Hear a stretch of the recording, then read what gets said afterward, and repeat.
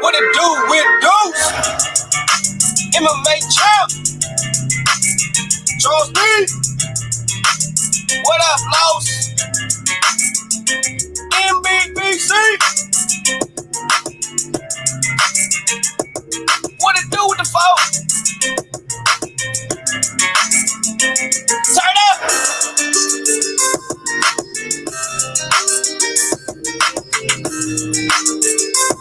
Let's work. Oh, let's get it. You already know what it is, man. What it do, 1, 2? Shout out to the whole UGC, man. God Squad.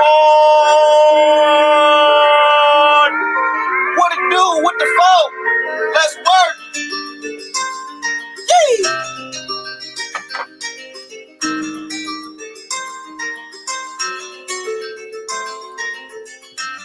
What it do with the folk, man? You already know what it is, what it do, man. With this boy BDT3, man. What is going on, man? What it do with the folk? If you don't know, now you know. You better act like you know. What it do, man? Shout out to the whole chat, man. Just chilling in. Just thought I want to catch y'all with a quick live, man. A couple of things that didn't happen over the past week or so in boxing, and I haven't been able to touch on it because of personal situations. But I'm here now with Boxing Talk 148. Let's talk some boxing. Let's get some shit popping. Two hands, if you ain't got nothing but time on them motherfuckers, you already know what to do with the business is, man. You already know what it is, man. You already know. Ain't nothing to it but to do it. You already know what's up, bro. It ain't nothing to it but to do it. Feel free to hit the link, Deuce. You did. Yeah, I got my coffee this morning. You know, I'm ready. I'm ready to rock. If you got some time, Deuce, you feel me? You already know. Slide up on here. We finna talk this Estrada. We finna talk this Chocolatito. We finna talk this limping yets. You did. We finna do some talking. Yeah. I'm not really, you know, the Spence and Danny Garcia fight, you know, if you notice that fight ain't really being hyped up. Do you know the fight that they hyping up more in this particular time is Tank Davis and Leo Santa Cruz? For sure, Adam. Shout out to the UK. Nobody is really talking about Spence and Danny Garcia. Nobody. Nobody is really pushing that fight. Nobody. I wonder why. Is it because of the car accident from Errol Spence? Or is it nobody's really thinking that Errol Spence is going to win the fight? And everybody is just thinking it's a hype train and Danny just going to run through him and it's just going to be what it is. And everybody's going to Errol Spence is going to go off into the sunset like nothing ever happened.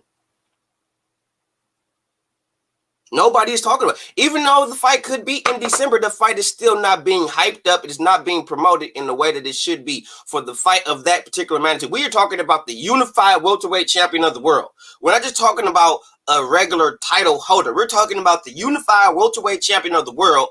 And yet and still, after he just came back from a fatal car accident, and he's not getting no real publicity pertaining to this fight. I wonder why. I wonder why. Why aren't they hyping the fight up like they're supposed to? They've been hyping up Tank and Leo Santa Cruz for months now.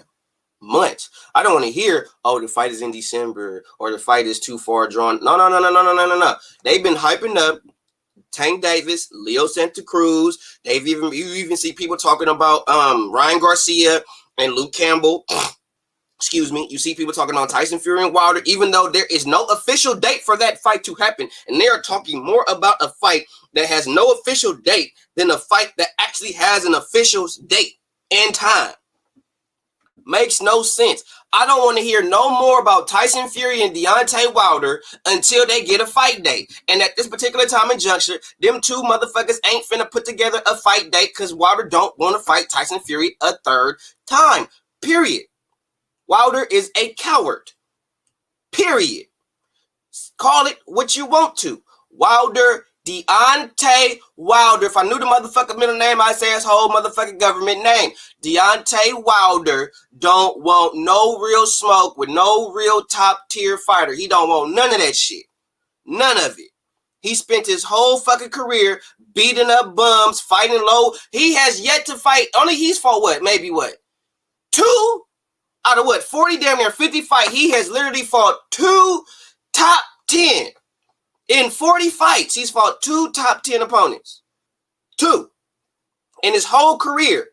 And y'all praise him like he the fucking second coming to Jesus. Fuck Wilder. And then when he finally get his ass beat, he put on this whole fucking front talking about, yo, King will be back and all that shit and rides from the ass. No, the fuck you ain't. You gonna sit your bitch ass in the woods and shoot pistols and raise your fucking kids. That's what the fuck you gonna do. That's what the fuck you need to do. Leave boxing alone, Wilder, because your bitch ass ain't got shit to do with this boxing shit. You ain't built for this. You ain't made for this. You ain't ready for this. Take your hoe ass back to Bama, shoot your pistols in your fucking in the woods, and take care of your kids. Leave boxing and this real shit alone, because you ain't no real nigga when it comes to this boxing shit, bro. You fake. You a bitch nigga.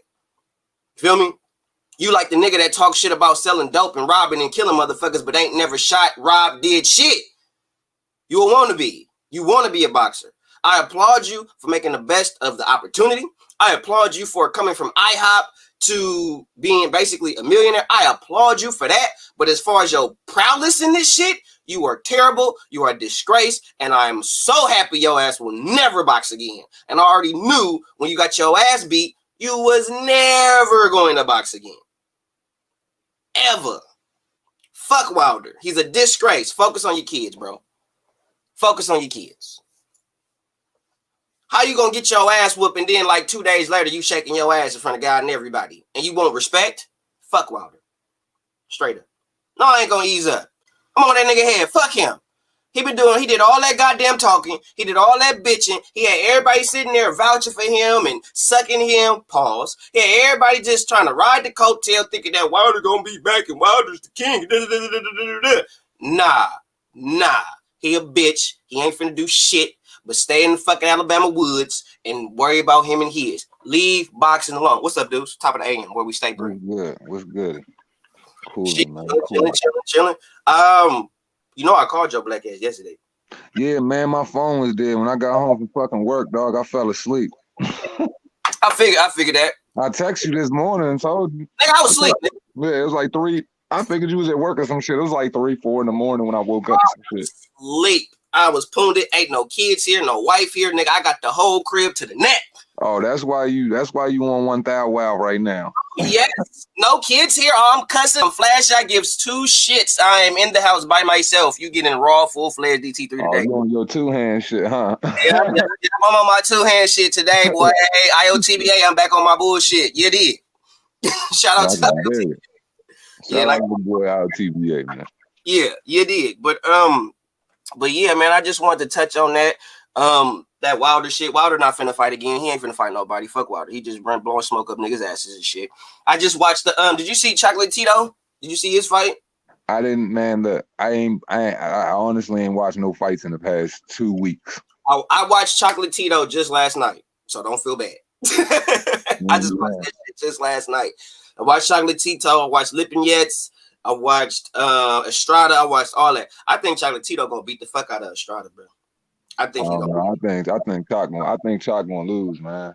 But he already beat him though. You feel me? He already beat him, but I ain't like the way that fight. I don't know. Me personally, I don't know. I get it's a toss up, but I understand why people would pick Chocolatito, but at the same time, I just think that, Estrada's just a better boxer and he's just more counter defensively sounding. He showed that against Rung B-side too. And I think that if that Estrada is going to fight Chocolatito is not going to win.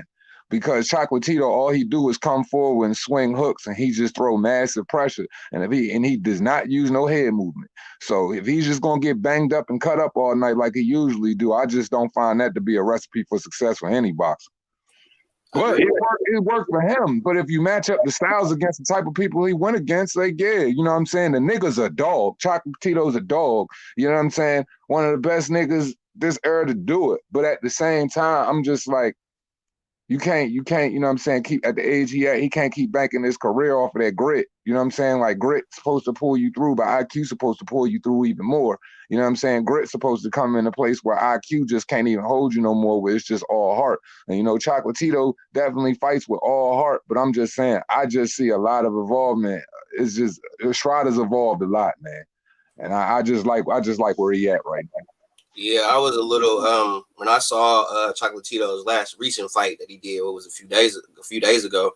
I was looking at him and I was like, it was a remnants of Jerry Hurd all over again. And I was like, damn, bro, you're not gonna last if you keep taking unnecessary punishment and if you're taking punches where you don't have to. And I get you trying to roll with the punches, and you know you see him coming and you trying to roll with him, but you still taking some sense of impact from that punch. Even though you might not be taking a full force, you're still taking a form of the punch. You're taking some force in one way or another. And you're right. He don't have no head movement. He just rolls with the punches. And a guy like Estrada, who is longer, who actually will establish his jab, would give a fighter like Chocolatito fits. Because Chocolatito just want to come in, typical Mexican style, wing and ding, take some to give some type shit. Yeah, Chocolatito, the type of dude where he thrives off of people playing his game, man. He thrives off of you thinking that you're going to be able to out-pressure him or feeling like you gaining any type of success by landing on him. He thrives off of this shit because you getting him right where he wanted. This nigga's head is built like a motherfucking, this nigga's head is built like a dump on the back of a truck, bro. Straight steel. Like, you hit this nigga, he thrives off of it. You think you're getting somewhere with him, and he's just going to end up piecing you up. You falling into the trap. The nigga will let you, he's going to let you tag him. My whole thing is, man, he thrive off of that shit. And with Estrada and the way Estrada fight now, because Estrada completely 1,000% switched the way he fought Rungvisai in the rematch. You know what I mean? Counter-responsible, stand lateral, using his jab, using his footwork. So that's why I'm just like, if that Estrada shows up, if Rungvisai Estrada 2 shows up, I just think Chocolatito in for a fucking long night. And I'm just like, yo, he's not going to sit in front of you and just let you beat him in the head with all of them fucking hooks you be throwing. You know what I'm saying? Like, Chocolatito good at being he good at being in the mix, man. He's really good at being in the mix. And he's got one of the most perfected, you know, hooks, you know, ambidextrously out of any fighter in boxing right now. The bitch is beautiful from the left, is beautiful from the right. So I just tell niggas, don't fall into that nigga game plan just because you cracking him. Cause you get sauced real quick. Yeah, don't be thinking that because you hitting him like, oh, I got him. No, you playing right into that man game. He gonna window wash your ass real quick. He gonna catch you with some shit because he wants you to think that because you hitting him, you got him. And he's like, no, hit me, boom. And then he's gonna catch you with some hot shit. I've seen him do that many times. I think with the wrong guy fight, I think he underestimated his power. I think he thought he could stand up to those punches, and that fucking Thai dude was no joke. And at that time, he was undefeated too. I think he just lost like last year or something like that. Like he had already beat Floyd Mayweather's record of 51-0, and they don't give him no credit for that. Let's be clear. Let everybody know here on Boxing Talk 148 with me and Two Ends. Y'all hear it first, or if y'all heard it, y'all hearing it here. Wrong guy, that Thai fighter, that flyweight, he broke Mayweather's record. He went 52 or 53-0. Yeah, mad wins. He might have had more than that for real. Right. He broke his shit. But nobody is giving that Thai dude any credit for breaking Floyd Mayweather's 50-0 record has already been broken. Yeah. And like I was saying, you know, just peeping the comments like Charles D, I didn't get to watch Chocolatito last fight. I didn't get to watch Estrada last fight. I'm just going off of what I saw in Estrada versus Rungvisai and what I know Chocolatito for. Chocolatito he loved mixing it up inside the gap. So I'm just saying, you know, he could have did everything you're saying, and I'm not denying that he didn't. You know what I mean? Like, I got to watch the fight first, you know, so I could say, okay, well, all right, Well, I might view it a little differently. But like I said, I need to watch both. I need to watch the Kadars fight, and I need to watch the fight Chocolatito was in. I'm gonna send you the link to the extended highlights because that's what I watch. It give you like that one where they give you like one more longer rounds. You get to get a feel of what the rounds look like, and they show you the major highlights of the round. I'll send you that because that's what I watch, and it gave me a good insight on how Chocolatito fought in his last fight. And only thing that he did different, he did that little subtle Joe Frazier dip. A little bit here or there, he was doing that. And when his opponent was throwing punches at him, he was rolling with him. He wasn't really just taking them flush and coming. He was just trying to rolling with him, turning his chin. Every time you would see dude throw a punch, you would see Chocolatito turn his head. Even if the punch wasn't coming, you would see him turn his head like he's trying to roll with it and come back. So if he was taking the punch and he would roll to the right, he would come back with a right hand. If he rolled to the left, he'd come back with a left hook. So what I learned from that is that he's learned more to roll with the punches, to, like I said, to take some of the steam off. But even after the fight, Chocolatito still was lumped up. He was still looking beat up. He was still taking punishment. Maybe not this nigga can't keep treating his head like a fucking freezer door, man. Like you can just touch that motherfucker anytime you want, just open that bitch up. Like that's just how the nigga fight for me, man. Like I mean, like I've watched a lot of that nigga fights, and he's just the type of dude that likes to mix it up, and there's nothing wrong with that because that's what makes an exciting fight. But I'm just saying, I just don't think it's conducive to, you know what I'm saying, your success right now. I'm just saying, like I said, man, I'm gonna go back and watch their last fights because highlights don't necessarily do it for me because highlights is built to make you look a certain way. But I'm gonna watch the whole fucking fight with the sound off. I gotta watch it with the sound off first and watch it with the sound on. And then I'm gonna make my assessment on both of them then and actually how I feel. But who I like as a fighter more right now, yeah, I definitely like Estrada more. Yeah. I mean, I like stylistically Estrada. Estrada got a jab. He got good feet. Chocolatito is showing good side to side movement. Like he's not staying in front of you. Like he'll get off and he don't hop step to the left or the right. He do that quick slide step to the left or right now. He's not trying to stay directly in front of you. His feet is better, but it's not like super, super duper impressive. Like it's like, ooh, wow.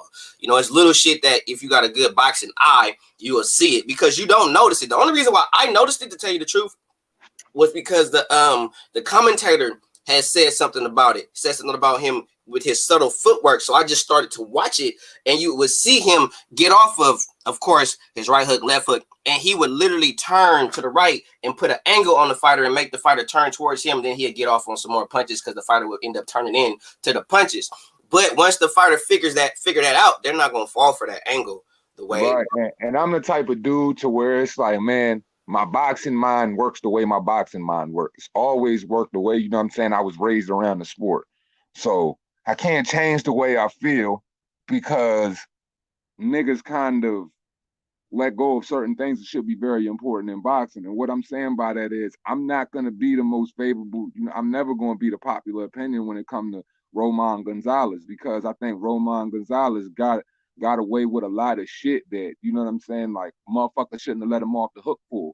Like, I just feel like, there's a lot of motherfucking fights where he should have been on his ass, like dead ass. Like he's willing to get punched all night. Mm-hmm. And that's a major problem for me. Even Manny Pacquiao not willing to do that. Like Manny Pacquiao realized, like, yo, if I want to be in this shit, he even understood that he had to change around. He had to change around and add some implements of, he's more hoppy with the footwork anyway, but he was a hoppy offensive guy, all pressure in the beginning. Angles, weird angles. But even he had to change around and understand that he had to go in and out, you know what I'm saying, and use that offensive footwork and get kind of defensive in the sense to where he can extend the life on what he considers his career.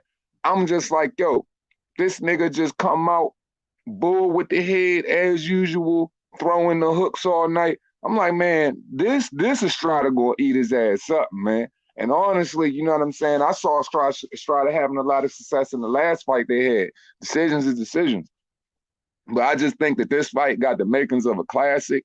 Like I said, I really want to sit back and watch their last two fights so I could really get a better understanding right now what I feel is about to take place so I really can say what I feel will happen. I just think that, and that's right near Fimo Lopez. Like if Chocolatito trying to switch things around right now, he just kind of changing shit up too late too. Like if that's the case, but I don't know him to be anything other than what he is. And people can, and every style presents a different outcome, and it might make you look a different way stylistically, but a different style is automatically going to make you look a different way, and wars ain't good, man. Like wars look great for the fans, but wars ain't great for your health. And it ain't great going into your next fucking fight, because how can you, like, I don't care what nobody say. Man, you softened up every fucking fight.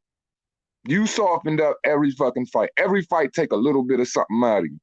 So if you constantly comfortable with getting hit like that, you're getting a lot of shit taken out of you.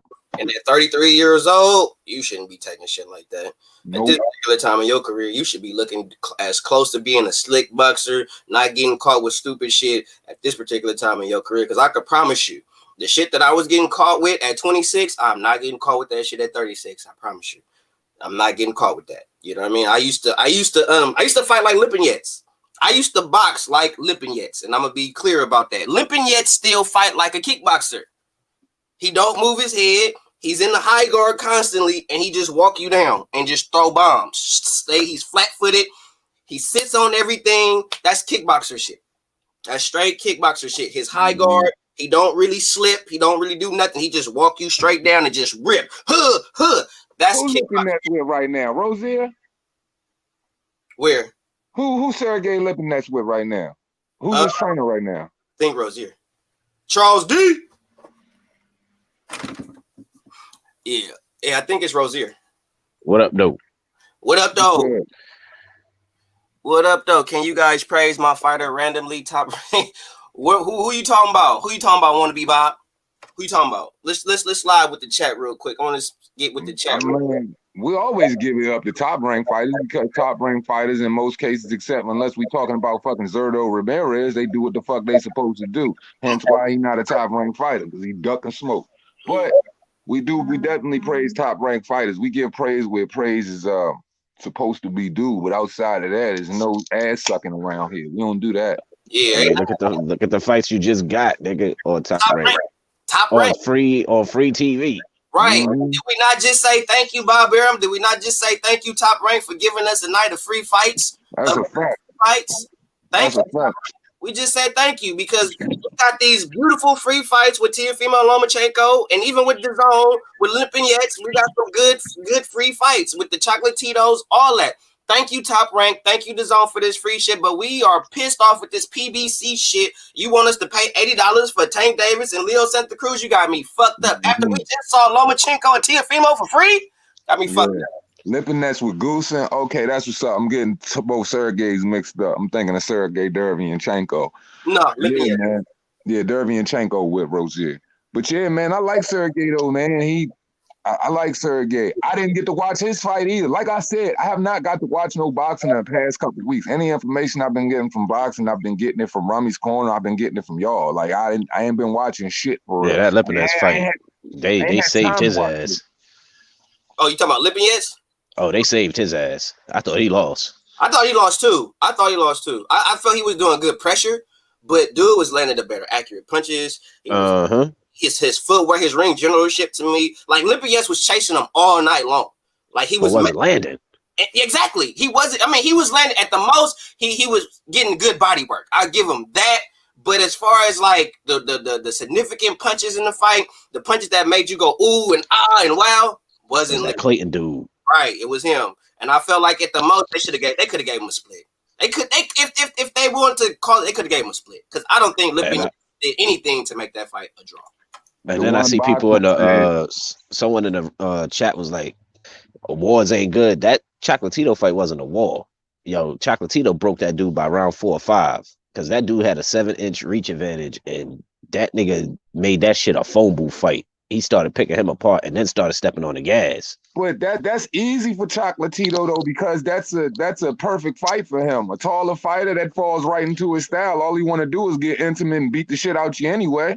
You know but if that dude was smart, he'd have used his jab, because his corner told him the right shit. The nigga just wasn't doing it. He wasn't listening. Like they was telling him, yo, jab, fast hands, don't sit on nothing. When he jabbed and used fast hands, tagged him. tagging him. And Lipinets was literally, and I was like I was saying, Lipinets still fight like a kickboxer. He don't fight like a boxer. He come in high guard, want to walk you down. He follow you. He don't cut the ring off for real. All dude had to do was just keep peppering him, just boxing, moving, bop, bop, bop, bop, bop. Shoe shining.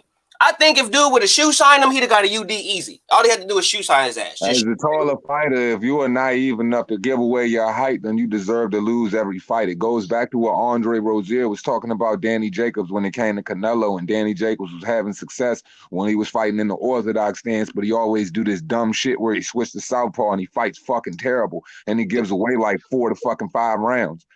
Fucking, he gave if up I a lot go of out there shit and tell you to throw up a right hand, right up top, left to the body, and you motherfucking, and you throwing left, and you going left downstairs up top, and you get clipped, it's not what I told you to do. That's on the fighter, not the trainer. So in a lot of these cases, you know what I'm saying, fighters like do getting in brawls, and they avoid what people are saying. Because when you get punched in the face, man, it's a lot of thing to be a fucking poised. It's a hard thing to be a poised fighter, especially when another nigga is punching you in your face. And I'm speaking to that. Now, I'm not speaking to boxers when I'm saying that. I'm just speaking to just people in general. If you've ever been punched in your face, or a person, or you ever slap box anybody, or you got hit by accident, or anything like that, it's hard to stay poised when a person hits you in your face. So to do that for 12 rounds, yeah, you might break the chain a little bit and go outside of, you know, your coaching element. But if you completely disregard that and you get spanked, it's on you, not the coach, you know? So I feel like, hey, man, if Chocolatito went out there and he broke that nigga down by 5 rounds and dude gave up his fucking height and his reach, he got everything that he deserved that was coming to him. He did, but he should have really listened to his corner, because when he did listen, it worked. When he didn't listen, he like DT3 said, the nigga sidestep, body shot, came right back up top, and then the dude's back on the ropes. The whole fight, they was like, and Chocolatito got to lay off the ropes. No, it was role reversal. The other nigga was on the ropes. Other dude was on the ropes, and it's just to me with Chocolatito, I just think I don't think he got too many more fights in him. He don't. All his fights are wars. I mean, if he could fight a dude that's 100 ranked, and it's gonna be a war. It's going to be a war. Don't matter who that nigga fight, man. That nigga's walking in the walls, man. That's what he do. He likes walking into punishment. And I mean, and that's okay. If that's you, that's what you do. That's okay. But I'm just saying, it's gonna lead to one bad night for you. Ask Bernard Hopkins when he ran into Joe Smith Jr. Hell, it already was bad when he fought Run Guy. He thought that he was just going to take Run Guy's punches, and Run Guy like, dude. Yeah, and that's the orthodox against a southpaw, and you was getting them pussies on your forehead. You know what I'm saying? You was getting mad pussies on your forehead. you like being on the inside, bro. And when you were sidestepping, you was blaming Run Guy for all of the headbutts. But when you were sidestepping into a headbutt, considering your style. Same thing when this nigga fucking Milk Dud fought motherfucking Paratnikov. Nigga caught 3 concussions. Like, nigga, the fuck are you doing? You deserved every concussion you got, nigga. Yeah. You talking about wrestling Paratnikov, right? Wrestling Rouflon, Paratnikov. Yeah, wrestling Paratnikov. Yeah, that nigga gonna fight you too, man. Yeah, Tim Bradley, dumbass, still sitting there wanting to slug like stupid. In the 12th, though. For what? In the 12th, though. For you don't box Ruslan, if you don't box that bulldozing Russian who's pretty much the small Prevekin, hey, D, you from the Bay. So what I call what motherfucking that nigga Tim Bradley was doing from like the first round all the way to the 12th, that nigga was ghost riding the whip, dog. He was straight ghost riding the whip, because that nigga was just standing on his feet, blindly swinging, just stand up. Dog. You ain't lying, nigga. Look at the highlights. This nigga looking at the fucking lights, throwing combos, hoping he hit some shit. One of the greatest fights I ever seen in my life, dog. Hands down, one of the greatest fights I ever seen in my life. And I've seen a lot of fights, but that shit, I put that shit up there with fucking Corrales versus motherfucking Castillo, dog. Like, that shit was something to see, man. Yeah, because Timothy Bradley, let's be clear, Timothy Bradley is not a real, like, stylistically wise, he's not no real pure boxer. He's more of a brawler type dude. Like, he come in there to really fight. He's not coming in there to really... The person that got him into just boxing fighters is Teddy Atlas. Teddy Atlas made him more so relax, chill out, bro. Use your boxing skills. Stop trying to go in there and fight and brawl with everybody. You're gonna get caught with something stupid. Right, You don't have to brawl with Bruce Lee Baranikov. What's wrong with you? It's just in Yeah, some nigga fighters' Teddy was blood. slapping him in the corner. It's just in some fighters' blood to just get dirty, man. They like to mix it up, bro. And in a lot of times you gotta save a fighter from themselves in that aspect, man. I'm trying to tell you, the best thing an aggressive fighter can have today advantage is, you know, being sound and understanding that, you know, if I get behind this jab and I, you know what I'm saying, and I don't pursue the knockout and I let everything come to me, bro, you're gonna have a beautiful, successful, easy night anyway. You're gonna have an easier night than what you would if you was just out there looking to just kill a motherfucker. Like, you know what I'm saying? It's a level of you're supposed to have a level of calm in the storm, bro. And I feel like Tim Bradley was a fighter with all of the intangibles, beautiful combinations, the footwork, the chin, all of that shit. But the nigga just was too willing to engage at all times. But the nigga record is fucking damn near impeccable, though. So you can't really, you know what I'm saying? I can never say nothing bad about Timmy B. You can't say nothing bad about Timmy B. He fought everybody. Yeah, he was a dog. He fought everybody. And I mean, the record don't lie. About Tim Bradley, except the fact that, you know, they did rob Manny. They did rob. Yeah, of course. Of course. How many motherfuckers get robbed fucking weekly in boxing? Like, a motherfucker gets robbed every week in boxing. Like, you know what I'm saying? Shout out Rolly Romero. That nigga's a fucking cat. What you mean? Rolly ain't get robbed. Rolly got rolled. Rolly a cat burglar, dog. Oh, that nigga left the engine running. He left it running like, hey, bro, keep your engine running, bro. We finna get these niggas and get on. That nigga's one of the biggest bums I've seen in boxing. He just goes out there and just flails a bunch of heavy hands. Don't get behind no jab or nothing, dog. And I'm like, this is supposed to be one of the best fighters in the world. Come on, the fuck yep. That's why he ain't got no hype. Rolly is what, like 26 years old right now? I don't know, man. He lost that last fight. Rolly gonna get his ass whooped, though. Rolly is gonna get whooped by anybody that's top 20. Oh, easy. All you gotta do is come in the game with the basic fundamentals, dog, and have somewhat of a little bit of sting on your punch. Put some combination together and just move on that nigga. For real. Cause he not accurate. He not really a polished dude. When you see him sparring catches, it's like he's looking for that that one little punch. I don't know what it is, man. Rolly looked like yeah, son. He looked like he constipated when he be firing. Like, yo, what's this nigga's face? You see the stare down, he looking at you. You like, yo, nigga, do you need the shit? He sound like a Sega Genesis motherfucking 2D fight character, man. This nigga said 2D. What's up, Rachel? Hell yeah, that should be killing me when he do that. But like, what is that? What is that about? What is that about, bro? He's about to give himself a hemorrhoid. Nigga got the hitchhiker's thumb poking out the booty and shit.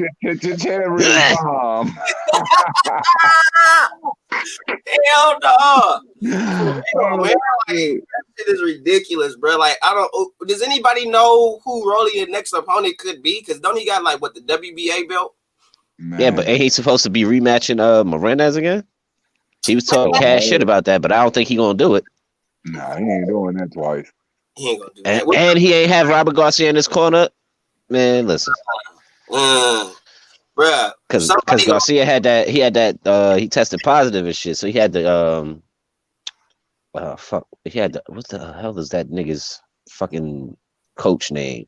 He didn't have Garcia in his corner, though, but Garcia was pissed after the fight. Was like, yo, this nigga sparred tougher niggas than this nigga. Like, how'd he lose? Yeah. But the one thing I will say about people when they say that, because a lot of people don't understand, like, it's fighters or on any level, amateur, pro, whatever, that in the gym, they beat up everybody. Sparring, they killing the mitts, killing the bag, they look good, look sharp, but then they get in the fight and look like shit. And then you got the guys that look like shit in training camp, look terrible, hitting the mitts, look terrible, hitting the bag, but they get in that fight, boy. And it's like, bro, this is not the same guy. So some people don't fight in the same instance the way that they train for some reason. I don't know why that is, but that is true in some cases, bro. Like, he could have been in there beating on dudes, and then he got in there with Rolling. It's just stylistically, he don't know how to deal with that style. And I think I'll tell you what it is, though. He dealt with him easily, though. He did. a lot of situations where you see these fools training and stuff like that, they only putting on video what you want to see. You're not seeing all the, you're not seeing the cons. They only showing you the pros. So when you see some of these dudes get in there and they get normalized, like it's kind of like, yo, like, man, shit, this nigga in a lot of cases, dude just be who he is, man. Because like I said, man, a lot of these newer fighters, man, they put in a position where they always made to look good, man. They don't ever look bad. Like they never in a position where you actually make them look bad or they held accountable. So, you know what I'm saying? You put a guy like Rolly Romero who been what he was all through fight hype and social media and shit like that. Then you put him in a situation with a dude who come in the fight and then he looked the way he looked. I'm like, man, that's just because y'all niggas suffer from inflated dome syndrome, man.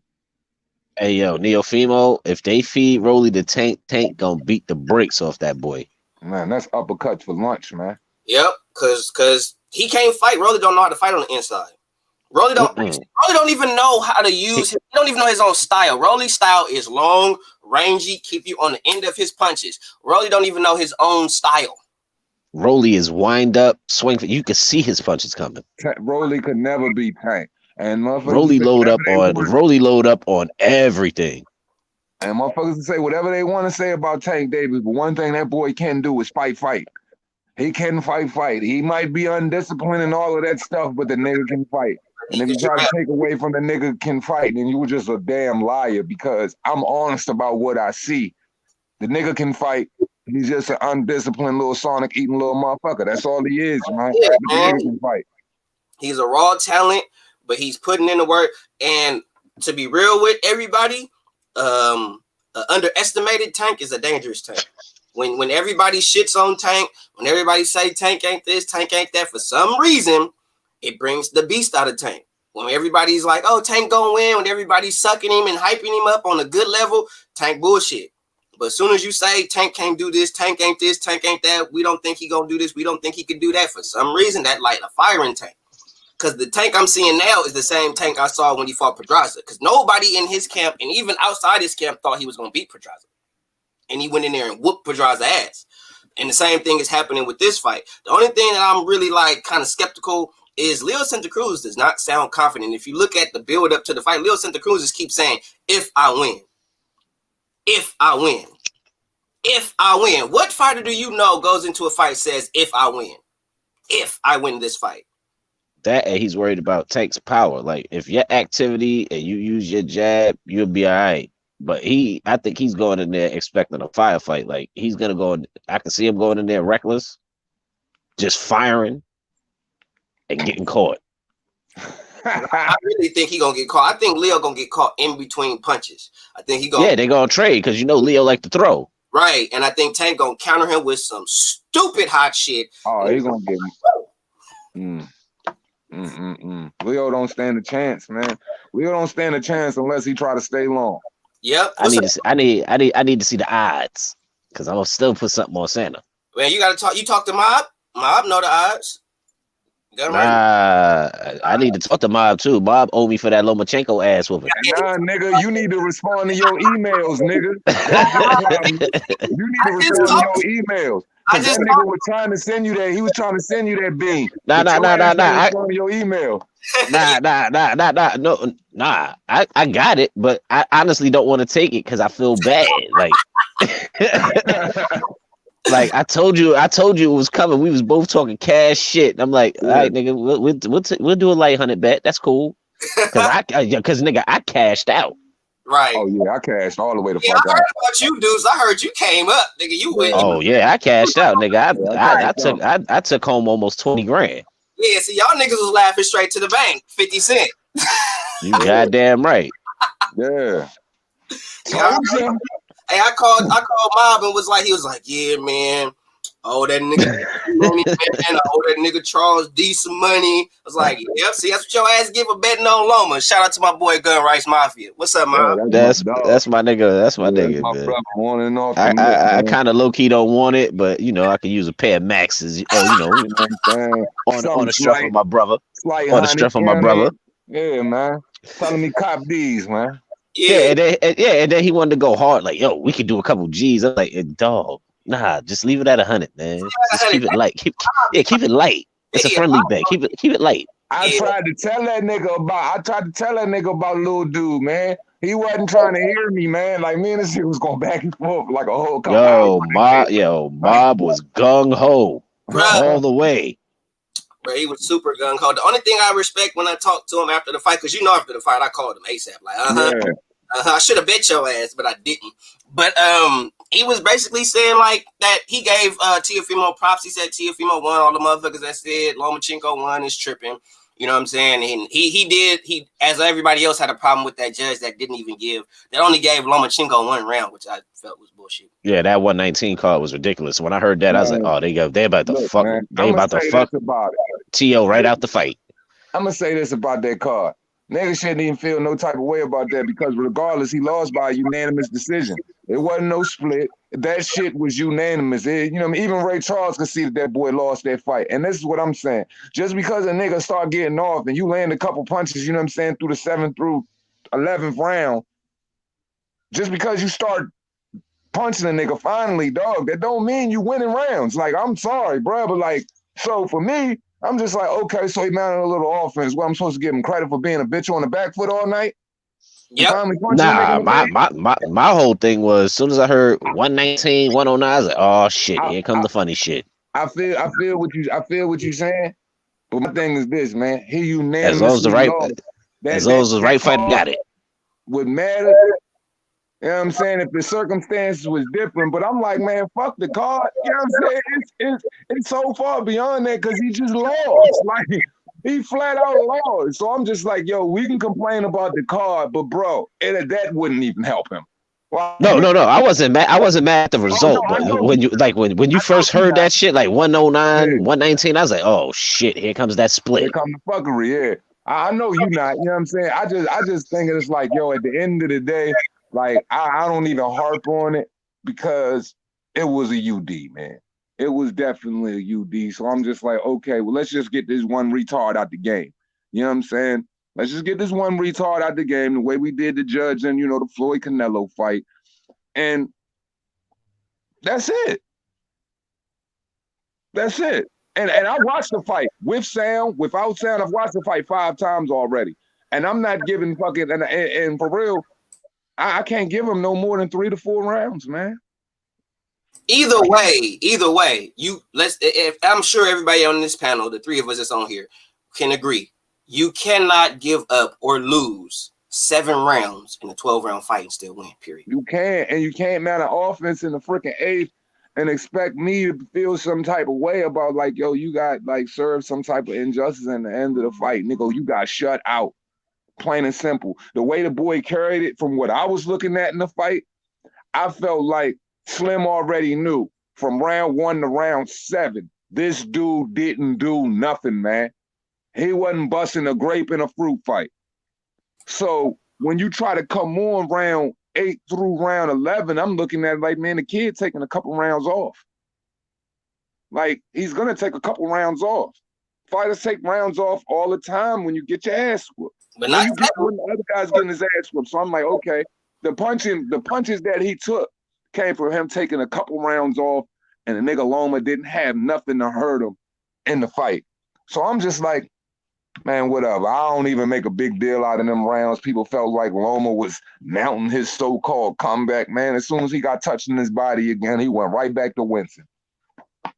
And that's what I think gave Lomachenko the most problems was those nice sharp body punches, those straights to the body, them straight right hands to the body, them left hooks to the body, that nice sharp right hook that he threw to the body that pretty much left Loma off his feet, lifted him off his feet, excuse me.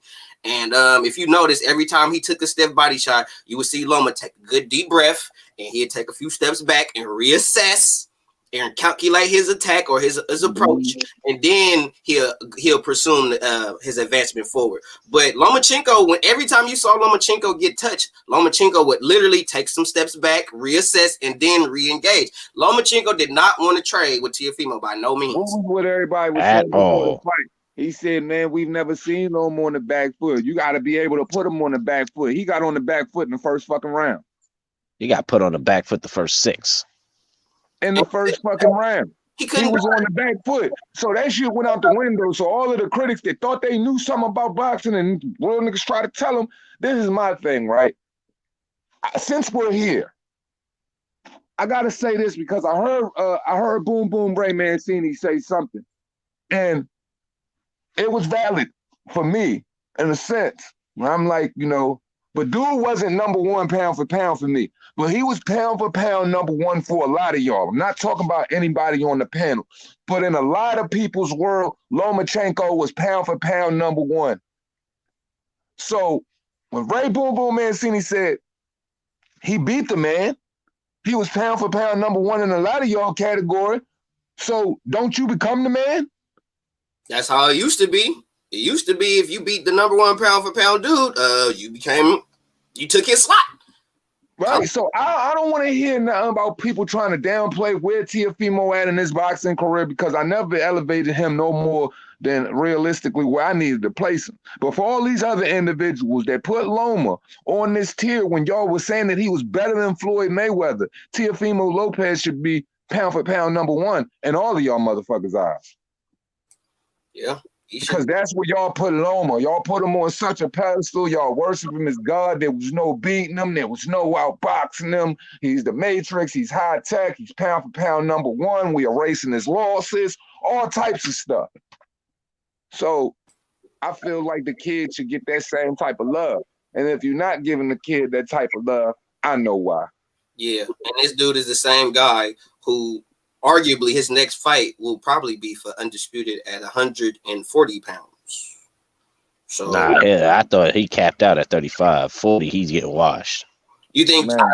I'm going with if Jose Ramirez beat Josh Taylor, I'm going with Jose Ramirez. And a lot of people be talking about they say Josh Taylor will beat Teofimo, and I see it. Beat the shit out of him. He will beat the dog shit out of him. I think too big.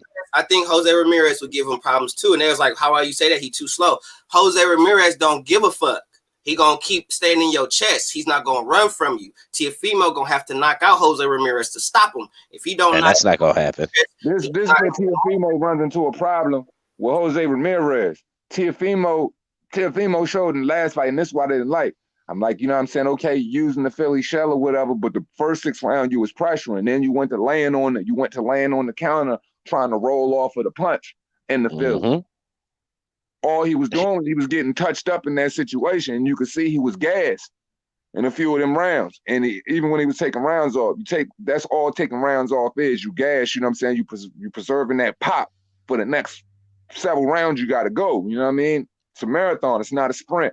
So with that being said, Jose Ramirez applies a lot of pressure and he likes throwing a lot of punches. You're not going to get time to be able to sit one arm with the phone up to your ear, shifting shoulders, because you're going to get clipped with something hot. That's what I have to change that up. That's exactly what I was saying. Everybody was like, Josh Taylor going to outbox him. I was like, I give you that. But Jose Ramirez is relentless. He's not going to stop. He's a bigger guy. The punch, it's going to be pretty much like Nakatani 2.0. I think it's going to be close to that fight. He's going to stay in his chest. He's going to hit him with body punches. He's just going to wear him down. And I think he's going to get fatigued within like 6 rounds. He's going to tire him out in 6. And then from that point on, it's going to be off of pure heart, determination, and grit for Teofimo. It's going to really see what he made of. Teofimo versus Taylor and Ramirez will show what he really made of. Just where his thought process is right now, and what his father see in the future for Teofimo as the biggest fight. You know what I'm saying? The biggest fight that could come up for his son. And I've already stated that several times. I don't care how people feel. He said Devin Haney, which I feel as though is right. I feel like those dudes are going to be on a collision course in the next couple of years. There's no way around it. It's the most exciting fight that the two young guys can have.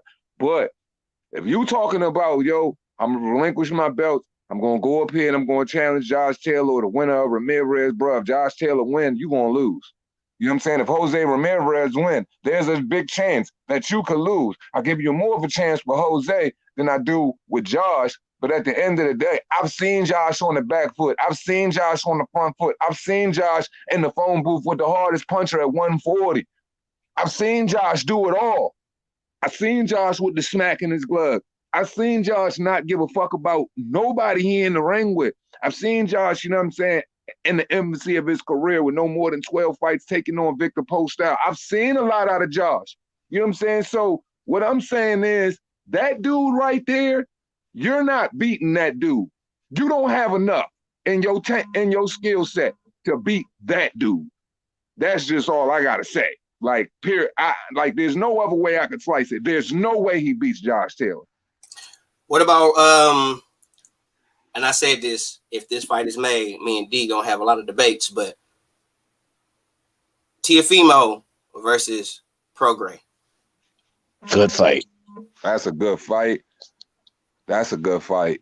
That's a good fight because I would like to know, really, I got to look more at Rougarrou's older fights because I want to know if Rougarou has any type of, you know what I'm saying, foot movement, because Rougarou don't look like he can move too well on his feet. He seemed kind of stuck in the mud to me. You know, he's more of a planet fighter. He's more of a planet. He ain't really the biggest combination puncher. He's more of a kind of, he'll knock you he got knockout power. But he ain't, I don't see too much movement out of Rougarou. So I need to go back and look at some of his older fights for real, because I don't know. I think Teofimo can have success in that fight. Just don't get hit. Well, don't have your shoulder down. Well, it was a good fight when he fought Taylor. That's what I was just finna say. Like, when if you can Like say that shit, that I think Taylor got that shit because it was in his backyard. Yeah, that was a phone booth intimate fight. You could have gave that fight to either one of them, but I'm just saying that whole fight was a fight to where Josh Taylor went outside of what he usually do and beat him at his own game and just fought that nigga on the inside. He just shocked the world by just staying in the phone booth with this nigga when everybody said Rougarou got all of this relentless, you know what I'm saying, cage and power, and he just said that shit is trash to me. You know what I'm saying? Yeah, but he did the same thing with Baranchek. Yo, Teofimo, Regis is not trash, dog. You are capping like a motherfucker. Who said Regis is trash?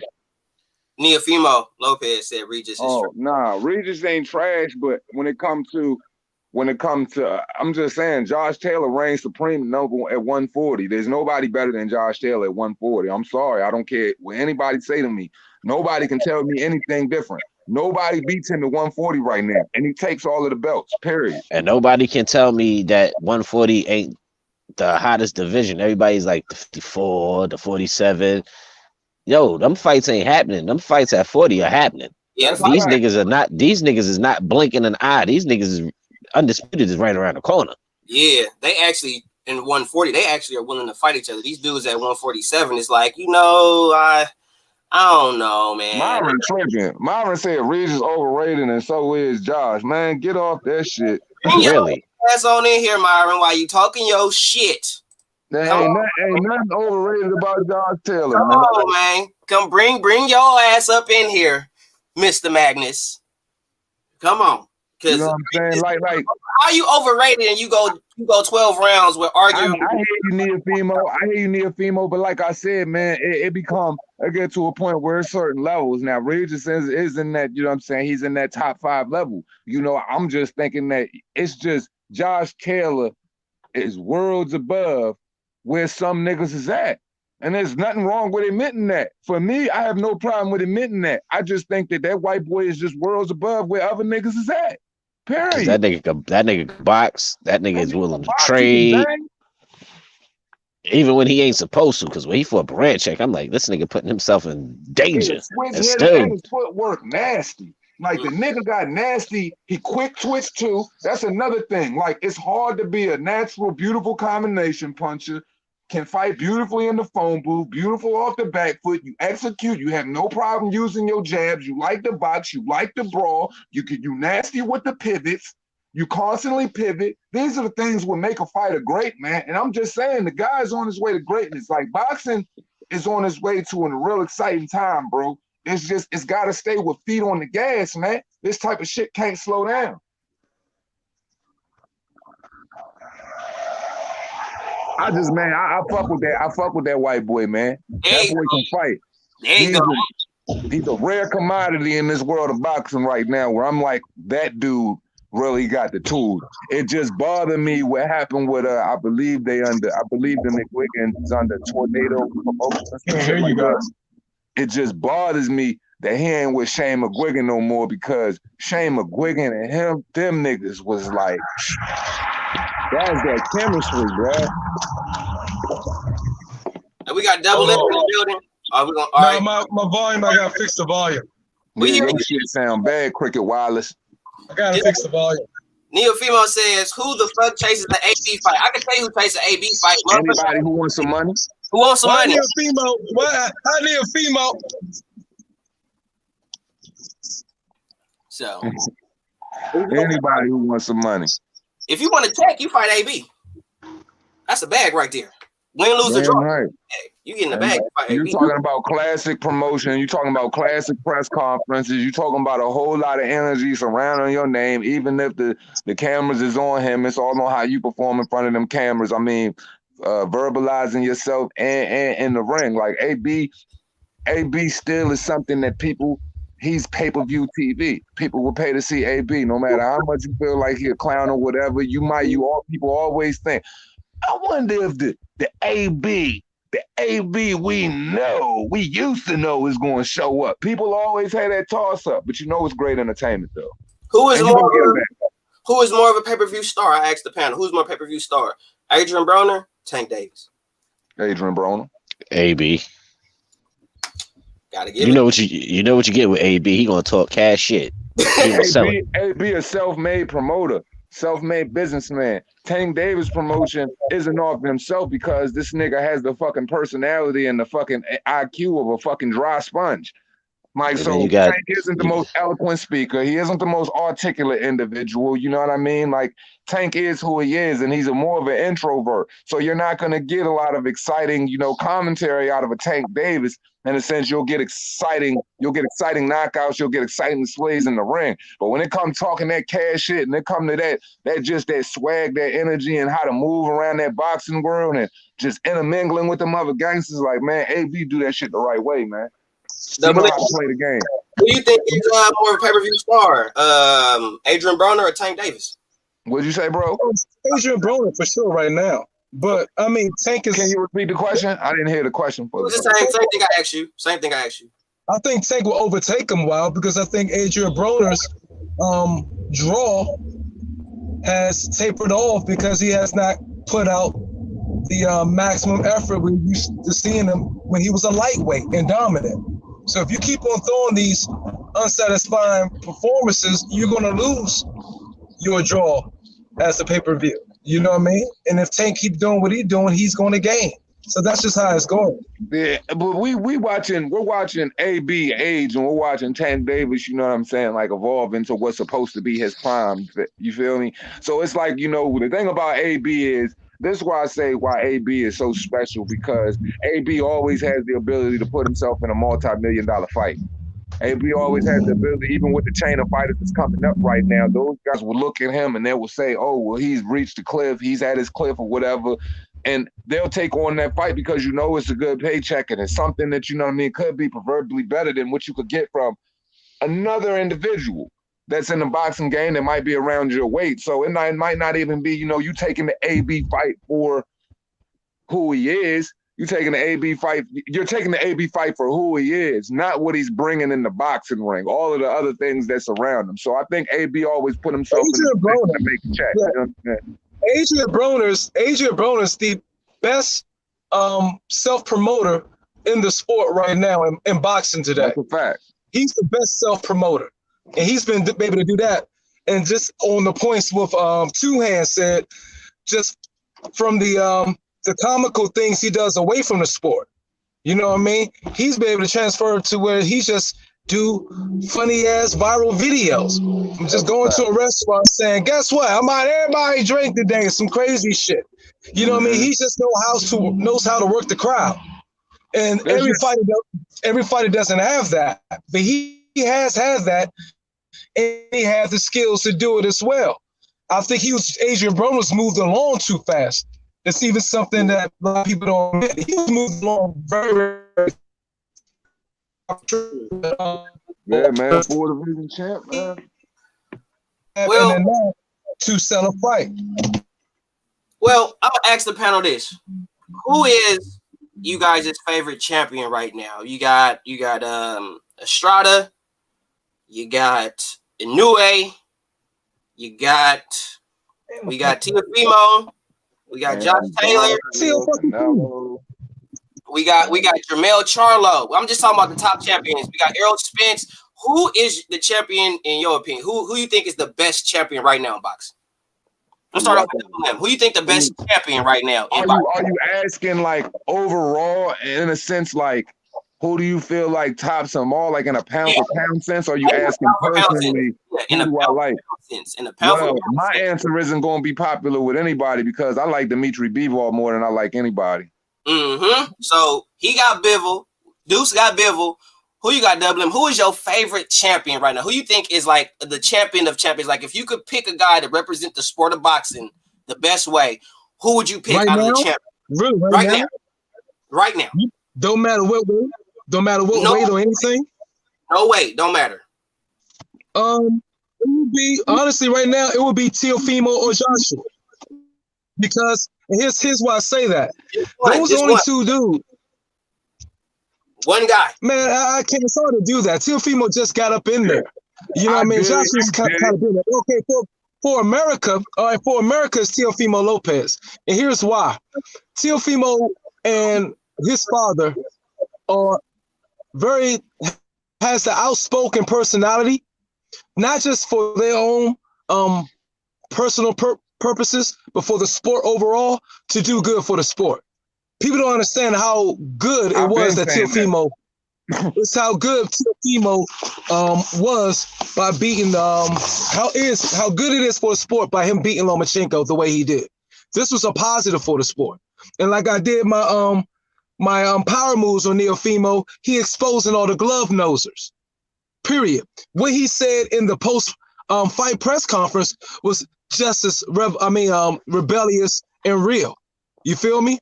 Just how everything's saying, fuck him. It's my turn to king right now. They didn't give me one, and he exposed exactly what the fuck was in the contract. Like they tried to get him a new contract before the fight was even fought. So just going off the fact that they thinking he gonna lose. So we're gonna offer you this price for the next fights after the Lomachenko fight, assuming he gonna lose. He exposed all of that. So I think you got Teofimo, nigga. So I think Teofimo, hell yeah. I think Teofimo is you fucking with me. I think Teofimo is would be a good ambassador for to clean the sport up. Okay. Real talk. All right, Charles D. Who is your champion to represent the sport of boxing? If you could pick any of the champions of any weight class, who do you pick as the champion to represent the sport of boxing? Two Hands got Bivol. At one point, what's going on? Yo, here's one thing. I mean, he's the best example to make the young and the best fight the best now. Like, fuck all this shit. Yeah, I already knew you were going with that. Let's bang everybody that's bang right now. He's leading that way with him winning. So go ahead. All right, Charles D. Who is your champion in boxing? Who do you have who could be a great ambassador for the sport of boxing right now? Any fighter, any weight class. Got to be a champion, though. And I got to pick one. You got to pick one. One guy. I can't pick one quality out of each. No. Which is, it's not fair, but... It's that's what makes it a challenge. One guy. Shit. I'm not. This is going to be done by committee, y'all. This is going to be done by committee. It's not going to be one man to do it. You feel me?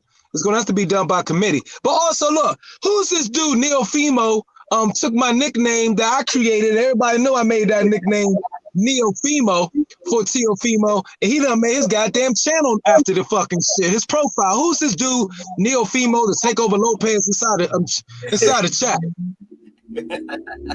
I coined that shit. The motherfuckers is stealing my motherfucking intellectual property. I can see if you came by a video, Slim, and say, yo, I like that shit, I'ma use it, Slim. But no, you don't do none of that shit. Slim, get your man. Yeah, no, Slim. I went to a channel. I went to the motherfucker. I like, damn, man. I see how you like the. Oh, shit. Everybody know I created the Teofimo shit a month ago, and I said, yo, you could have shouted me out or something, hit a like button. Why you gotta be all covert and shit, try to steal a nickname I created? I hashtagged this shit everywhere, so they know it originated to me, and you gonna just make your shit off this shit and don't even give a brother a shout out? Fuck you. Real talk. I hate it. I mean, to switch the subject. I hate that shit. You got Boo, you got Two Hands. A lot of us, look, bro. lot of intellectual property and a lot of original motherfucker ideas. And I hate a sucker ass motherfucker who gonna steal your fucking idea and try to originate the shit like he thought it up. And he watching our channels and know we come up with this shit. At least give us a shout out, some props. Bam ass nigga. I'm gone, man. I don't even want to see his bitch ass inside of. The fuck he talking about? That's like the only nigga that said Neofimo Lopez like the whole world. Like nobody else ever thought to say that shit. Oh shit, damn. He got really upset though. Y'all, hey, Myron don't get mad, bro. Myron don't really get upset, but Myron was actually pissed off. That shit He is was really mad. He was really mad. Like, that's why we laughing, because Myron don't get mad off of really too much of nothing, bro. I'm fucking tired. Yo, bro, why you make him mad like that, Fight News? Why you do that to my boy Myron? I don't know what he did, man. All he did was put Neofimo Lopez in his as his channel name and shit. Neofimo Lopez Fight News or whatnot. And you know, that was it. But yeah, that's funny, man. That's hilarious, man. Myron don't get mad off of shit, but for him to get mad off of that, that's hilarious. But I just find that shit. I find that shit, John. Like, you got to be a real egotistical motherfucker to think that, you know what I'm saying, every nigga, because it could be 30,000 other niggas with that name, and that's bigger than, you know what I'm saying, your channel. It could be 30,000 other niggas using that same name. It don't mean they got it from you. You feel me? Like, I'm just saying, bro. I'm just saying, we gotta stop thinking we the originators of everything, bro. Cause it ain't that. You know what I'm saying? Just I wouldn't have got aggy about it. But you know, hey, Myron today. Yeah, if anything, we revolutionize, like we advance what's already there. You know what I'm saying? We take something that's already there and improve on it, make it better. It's not really. And if that was the case, which there's no fucking fact saying that is the case. If that truly was the case, that you should feel, you know what I mean? It should actually make you feel good because a person rock with you enough to run with that. You know what I'm saying? So I don't know, man. To each day. Hold on. Let me apologize. I shouldn't have said bitch ass. I shouldn't have said call Chris to do it, say bitch ass and all that. You know what I mean? My fault. You know, I got hot. You know what I mean? But know what? I get flattered when people do the joint. The thing is, just like in hip hop, is no biting. And if you do take an idea, you post a hint to the crowd or use somebody, say, yo, peace out the boom, boom, boom. If you're going to take a line or something, or if you're going to, you know what I mean?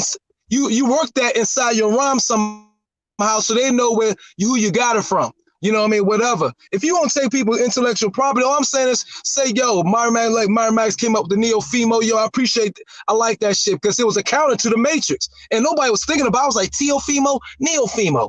And Facilities the Matrix. Oh, I started doing videos on the joint. All I'm saying is when we do something, we'd like to see, show us our appreciation. Just don't come up with the joint.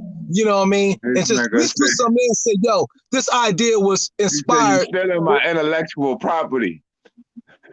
Yeah, that's what it is. They do that to all of us, bro. That's what they've been doing to all of us on Facebook, stealing our intellectual property. Dig though. I influenced the way a lot of people change they editing style. We all have. What I do is different. I'm just saying, I know that for a fact, and people have literally told me that several times, and people even do that right now. And I'm all the way monster cool with it because, nigga, you know how much free game I give out behind the scenes and on record every day, and people use that shit and don't give me no credit. Those that don't give me no credit, I don't give a fuck about it. But we know, you know what I'm saying? I know what's what. So it is what it is, man. Like, innovators and gonna keep innovating, man. Yeah, I'm an innovator. I always have been. So I don't mind. I do it because I teach. I love to share the shit. I always say it's enough for all of us. But like, at least shout me out. It's not about an ego thing or whatever. But don't just like don't be like, you know, watch my He just froze on me. He froze on me. They don't hit the like button. You know what I'm saying? You sounding real You sounding real petty Betty right now, fam. No, I'm saying real. I'm saying you got spies. I'm saying you got moles. You got people being your live chat, and they're stealing your intellectual property, and they may be on a big platform, and they use your shit on there. This is what happens. You know what I'm saying? So I'm saying, Slim, you watched my video. So hold on. You watched the video. You see me around using the joint. Just say, hey, man, I like that joint, Myra Magnus. I came up, Neil Fimo. I'ma take this shit. Don't just take this shit and you don't know who I am, but don't come around my He said he never heard you. Man, get the fuck out of here. How the fuck, me and Boone, anybody who been on Boone, anybody who's watching Boone know who me and you is. Get the fuck out of here. It's impossible not to know who Boone is and not know who Myra Magnus. It's impossible not to know who Two Hands is, but don't know who Boone and Myra Magnus is. It's impossible not to know Myra Magnus and not know who Boone, because we've been linked for the last 2 years. Get the fuck out of here. That is true, though. It is impossible to not know who Myron is and you know who I am. It's impossible to know who Two Hands is and not know who I am. It's impossible because we all linked up. I agree with that. The vibe is fucked right now. Like, I think we can just change the whole temperature of this shit. It's all good. I'm not mad at it. I was finna slide on Fury real fast because we had some dude came in here. He gone now, but he came in and said Tyson Fury is king, and I'm here to let y'all know right here, right now, Tyson Fury ain't no goddamn king. I don't give a fuck what nobody say. He's not no damn king. All right, the motherfucker left boxing because he couldn't handle the fame, and then came back to beat up on 3 bums, Wilder being one of them, and ain't trying to fight no top tier dude. Didn't even want to fight Dillian White, and I picked Fury to beat Dillian White stylistically, and he didn't even want to fight Dillian White, which I felt was easy work for Tyson Fury, but yet and still he don't want to fight Dillian White, who actually arguably earned his right to be where he was at. Hell, I don't even think Tyson Fury will fight Alexander Povetkin. Hey, you know what, y'all? Trying to fight Joshua Forchek. I got a serious theory on Fury. I think Fury thrives in the underdog position. He doesn't like being the man. That's why perhaps why he has never defended his belt or he'll relinquish him. He thrives on being the underdog. That's his persona. The gypsy, the traveler, and all this shit. That's his persona. I don't think he could pull his best out by being an underdog. That's why if he thought he beat Klitschko, he said he's on top of the world. I don't believe that shit. Hell no. He ain't getting that credit. Go ahead, Charles. What? Well, go ahead, Charles. What's your take on Tyson Fury right now and his antics and all that shit? First off, the nigga don't rematch nobody, and then look at his 3 fights before he came back. Do you think he was going to lose to Safar Safari, the fucking cab driver? Otto Wallin? No. Did he feel threatened? Did you think he felt threatened in any of them damn fights? No. I think he felt threatened towards when he got cut by Wallin. I think before Wallin fight, he wasn't tripping when the fight happened. Before the cut. But other than that, So hell no. I'm telling y'all, Fury thrives in the underdog position. He don't like when it's like he's the man, he's the one everybody's shooting for. I think that's one of the reasons why he left after Klitschko and relinquished all the belts subconsciously. Think about it. That was that booger sugar. That nigga was gonna let his hands go and he was gonna get his ass whooped. That's why he didn't take that fight the second time, man. He blew up. Like anytime this man come to rematches, he don't give them. If you look at this man's record, people have been going the longest time by giving this man credit for fighting Steve Cunningham. Bro, let's stop it. This dude has done nothing in the sport other than fight Vladimir Klitschko, come back and fight a dude that we know has beat up nothing but known cab drivers. And we gonna act like this man thriving. He thrives in being the underdog. No, you just straight undercutting. You straight undercutting and skirting out. You're not doing that's crazy to me. Defend the belt and then, you know what I'm saying, had that type of take on that shit. Yeah, and he gets some credit for beating Steve Cunningham and Derek Chisora. How the fuck that makes sense? That makes no sense. Steve Cunningham was a champion and Derek Chisora wasn't? But Derek Chisora is still fighting. Derek Chisora is still contending now. He's a heavyweight. I give you that. I dig that. But this nigga Derek Chisora has never won a world title. So that's why people always bring up Steve Cunningham and don't mention Chisora, because Chisora's never been a freaking world champion. So that's the only good thing. It's the only good thing that you could give Fury at that time, which is straight trash. which is straight trash. You know what I'm saying? Like Fury has shown a lot of signs of weaknesses in a lot of matches, and people will go ahead and dismiss that because they like the position he is in. But if you realistically look at the body of work, it is telling of who the individual is. So I can't disregard those things. All of his antics and all of that bullshit, how much of that shit does he really live up to? He don't live up to a third of it. You know what I'm saying? He don't. Not even close. He talks a lot of stuff and he don't do it. Period. As soon as Dillian White, as soon as the WBC put their foot down and that mandate was ready to come down and he knew he was ready to fight Dillian White, what did he say? I'll relinquish the belt. That ain't have nothing to do with wanting to be in the underdog. That has everything to do with cowardice. So you think that Fury ducked Dillian White just as much as Wilder pretty much ducked Dillian White? Nah, man, hell no. Y'all don't, man, look. Nah, not to that extent. Nah, hell I no. ain't saying Okay. Bro, hell no, hell I had to no. think about what you said. You kind of caught me right This nigga 2 hands about to go in. I had to like pause like, yo, nah, 2 hands. Like, tone that one down. You know, hell no, he wasn't ducking that shit. Yeah, we ain't doing that. Right. Got you. So, because I think Tyson Fury, of course, he relishes in being like the head guy. I don't think he relishes in being the underdog. But he's not that though. He's the tail. Anthony Joshua's the head guy. Mm-hmm. He's an ass chick to the heavyweight division right now because Anthony Joshua holds the majority of the body. He only got 25%, so he's 100% the ass cheeks of boxing right now of the heavyweight division. My thing is this, man. He got 75% of the work. So all I'm saying is this. What do we call them the hind legs. Hold on, no, y'all know I say shit and I be mean and it just come off funny. You know, but no cap though. What do we always say about a champion? A champion is not a champion until what? He defends his title. If Fury's never done that. It was he has a Rocky complex. I'm telling you. This nigga called him the hind legs. This nigga called him the hind legs. He did. He about ass.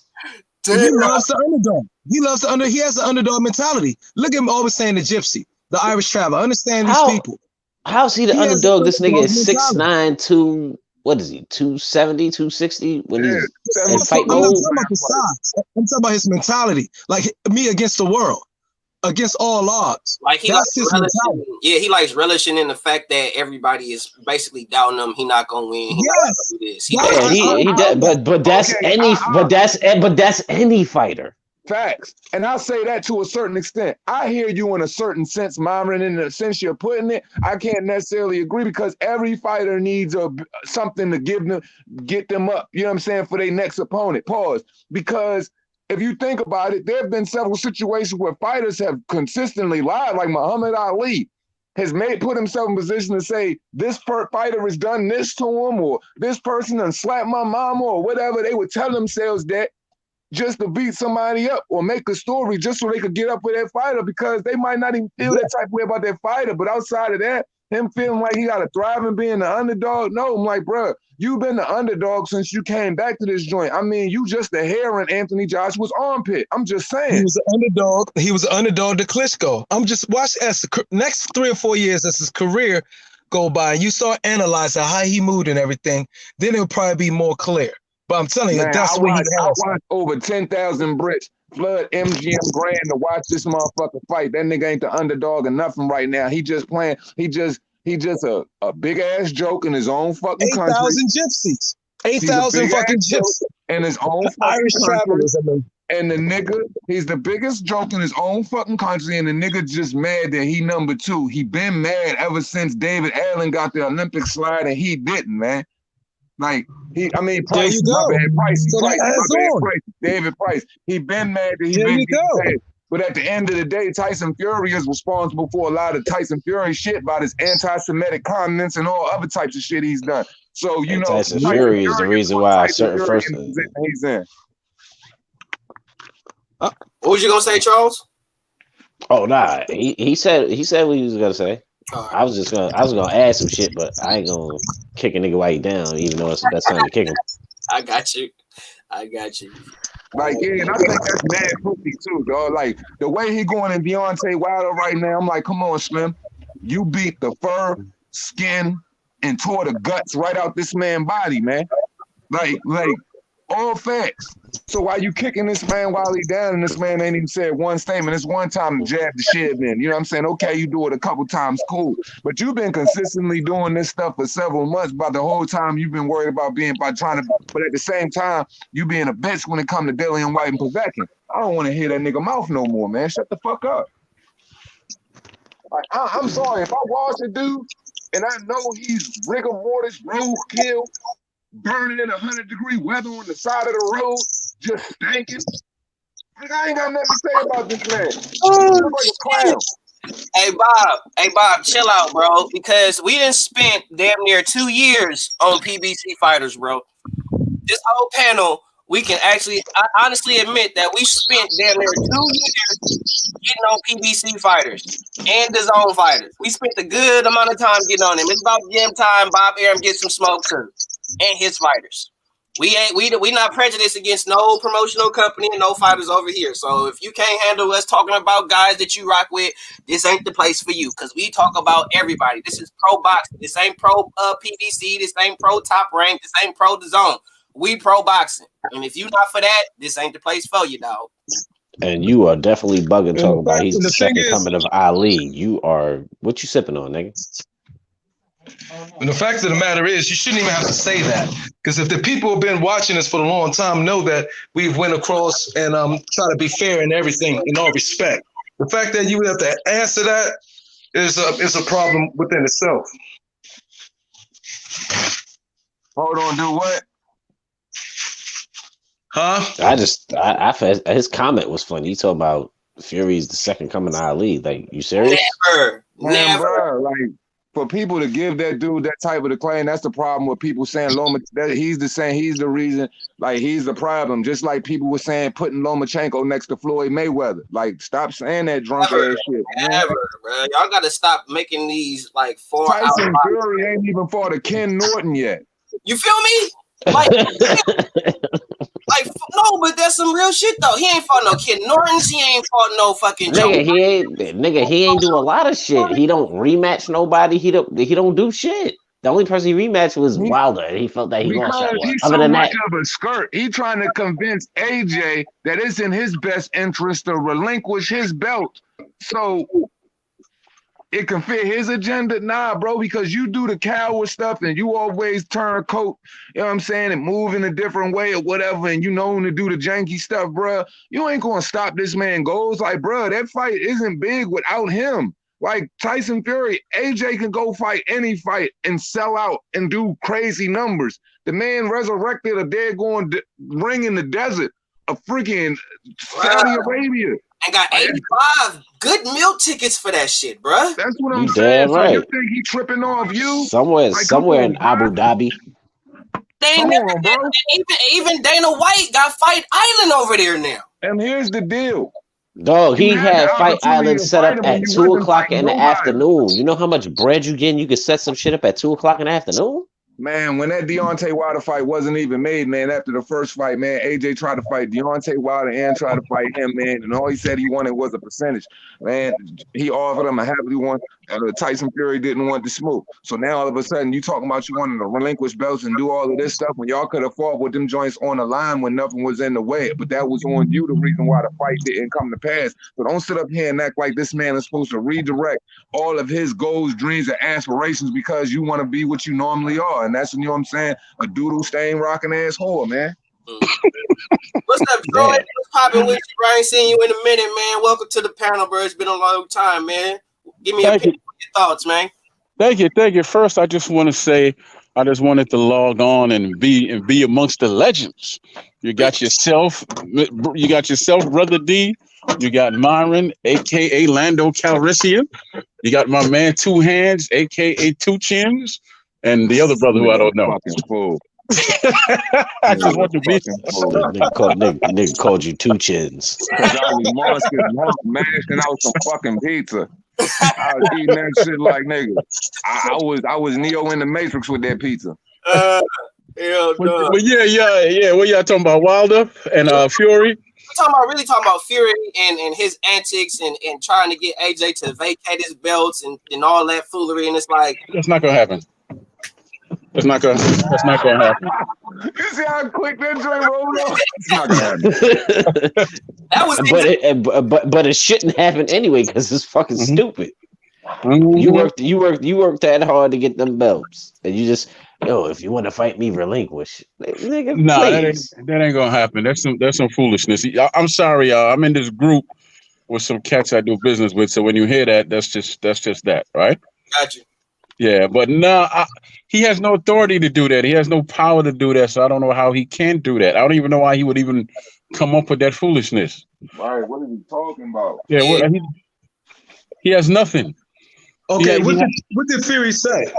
Fury told a media outlet that the belts don't mean nothing. If he really wants to fight, he'll vacate his belts and fight me. Like he ducking the fight. Yeah, which makes entirely no sense. Like, who would say, all right, okay, 2 hands, I'll fight you. I'll just vacate all my titles. Everything I ever accomplished to fight you for your 1 belt, and I'll just put the whole division in disarray. That's what I Right, because here's the deal. Fury, you wouldn't even be a question right now if you didn't have the belt.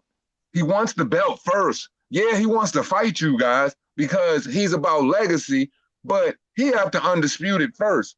He want to go about it the right way. He's not going to alter his goals and his dreams just because you want to be what you've been your whole life.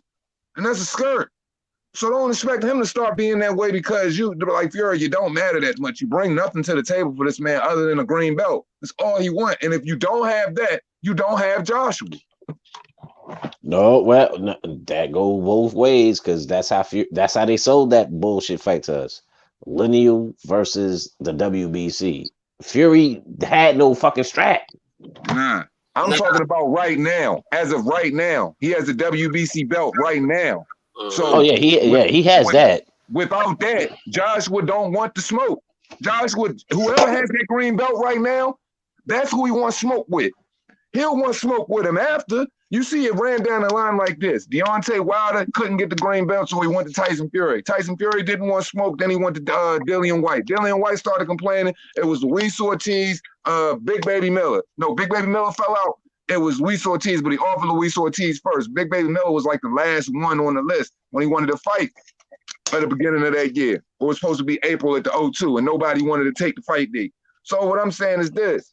Fury, you are not that important if you don't have that belt right now. Because like I said, this dude is doing $85 million with Andy Ruiz in the middle of the desert of Saudi Arabia, and people are flying out to see it, 14,000 strong. So with that being said, bro, you might want to hold on to that because without that, whoever has it, that's who that dude is going for. Shit, they flew out to fucking Madison Square Garden. That shit came with that shit was a package deal. Shit, hotel deals and all kinds of weird shit. Absolutely. The second fight, the $85 million. The second fight, it was historical proportions going on with that whole thing. With Andy Ruiz being, of course, becoming the first Mexican heavyweight of all time. It was just a lot. He made $85 million on that. I remember when Kokimo first pushed that shit out. He knew before everybody. I was like, God damn, are you serious? 85 million racks, and it was the biggest fighting pay-per-view in UK history. Shout out to Kokimo Boxing Flow, because he was the first to report that, and I thought he was crazy. But I was like, whoa. That joint was bigger than Frank Bruno, Mike Tyson. That joint was the biggest. That joint, man, Joshua doing his thing, man. There's no way around it, and he doing it the right way, bro. Like, Fury, you not that, and you hating on it because you didn't do it that way. You want, like I said, bro, as soon as you hear that you got to fight Dillian White, you said you going to vacate the title, but you ain't dictated by title. Yeah, because you dictated by a track. You dictated by track meets, because all you do is run circles around that motherfucker. Pretty much. That's pretty much what it is, and I just feel like that Fury he really don't want to fight these top guys, man. He don't want to fight no top fighters, man. He just don't really want to do it. Like, he don't really want to fight Anthony Joshua. He don't. I think he'd rather fight some top 50 dude than to fight Anthony Joshua because I don't see nobody. I mean, I'm reading a lot of articles, and all the articles I've read on Tyson Fury have been basically how he's got out of the fight, or he's saying that Wilder hasn't basically exercised his right with the rematch clause, and he's taking too long to exercise his right to give us a fight date. That's all I'm really seeing in the media with Tyson Fury. Not too much about him trying to fight Joshua, not trying to put himself in the means to fight Joshua, just him trying to get out of that Wilder fight. That's really all I'm seeing. That's all. Okay. All right, I got a question. I got a question for the panel. Chisora Usyk? I mean, do y'all really want to see Fury fight Joshua? Because to me, now I understand it's the biggest fight because of the belts and it's in England and so on and so forth. But just based on his style or based on, and I don't like his style. Now he has skills, but I don't care for his style, and that's why I'm really not interested in his fight. His style is not made for Joshua, for real. I don't, in my opinion, in my humble opinion, what if he bring that crunk? What if he brings the crunk style? Right, it's not made for Joshua because if you look at it, if Fury can't box you, if his movement can't stop shit, right? What does Fury do? He uses his 6'9" size. He uses his weight. He tries to lean on you. He put his weight on you. He can't do that with Joshua because Joshua he can. Shit that he not gonna like. Because Joshua likes to fight on the inside, and Joshua can box. He proved that with the Ruiz second fight.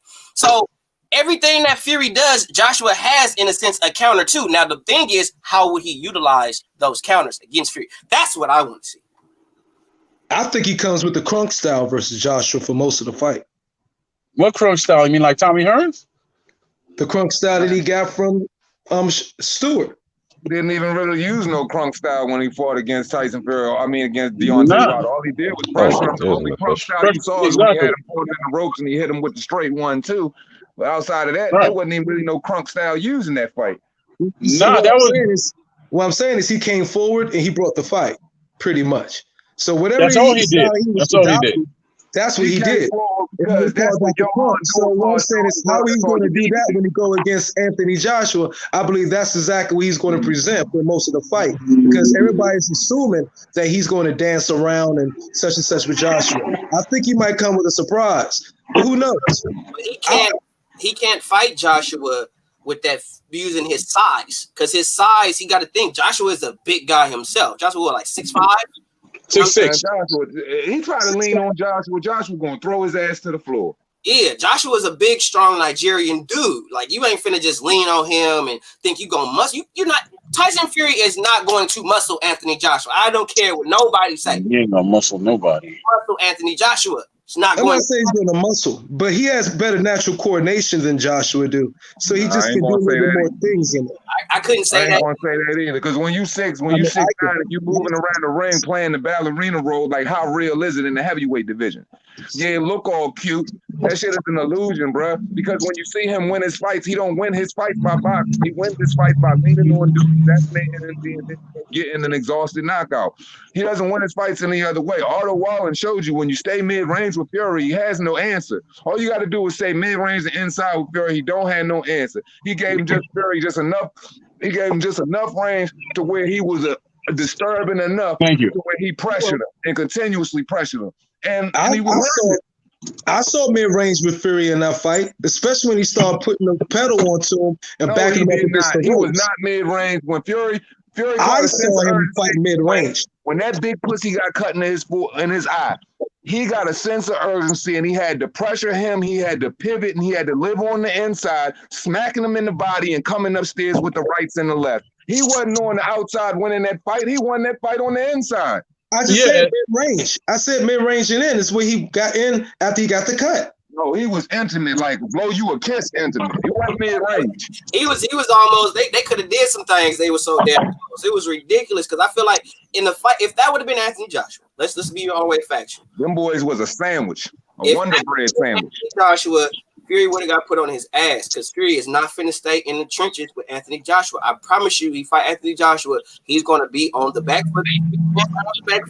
But he's going to be on the back foot the whole night, trying to pepper with that jab, catching him with the 1-2, all that shit. That's what he's going to be doing. He is not going to sit there in the trenches with no fucking Anthony Joshua.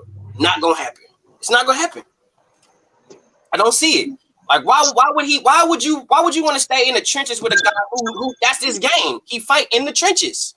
That's like me saying that Anthony Joshua can outbox Fury. That's not gonna happen. Anthony Joshua cannot outbox Fury. He can outfight Fury, but he can't outbox him. Fury is in my opinion, the superior overall skill-wise boxer. But he can't, but he cannot outfight Anthony Joshua. He's not gonna outfight him on the inside. That is not gonna happen.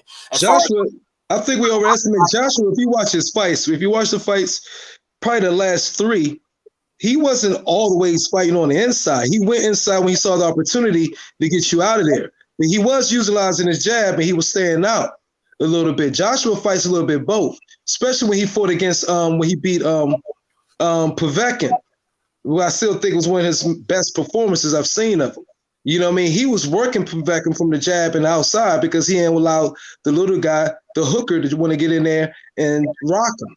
Which actually happens against him and which happened between him and Andy Ruiz. Andy Ruiz, he got inside too long and he got rocked.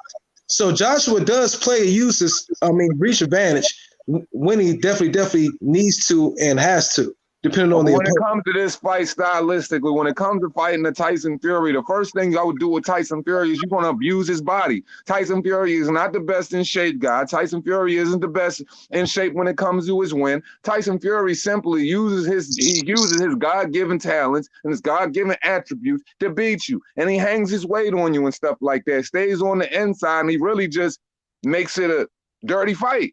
He's a dirty inside fighter. Not saying he's a dirty fighter, but he gets dirty on the inside. That's how he gets his W. Yeah. Now, Joshua going to pressure this dude, beat up his body all night, make it rough and tumble, put hands on him upstairs and down low. And my thing is, can Glass Joe get up off the floor when Joshua touches chin? That's my thing. Because when people feel like Deontay Wilder is so powerful, I've always felt like Joshua had the biggest punch in the heavyweight division. You know, so my thing is, what you gonna do when you get hit with that quick twitch uppercut left hook combo, or that uppercut right hook, or that right straight that barely touched Povetkin and melted his ass? Like, what you gonna do? Because we know he got a problem with getting knocked down by cruiserweights. And you know what? You know what he's gonna? Well, in my opinion, he that's if he get hit super flush. I mean, Andy Ruiz was easy to get hit by anybody. Andy Ruiz doesn't move his head. He's not a defensively sound fighter. But Fury is a better defensively. All I'm saying is this is going to be a great fight. I'm picking Joshua. That's my man. And I like Fury, but I'm not. That doesn't mean you take away from Fury and act like he ain't a very, very good defensively sound fighter. No, that's how you feel.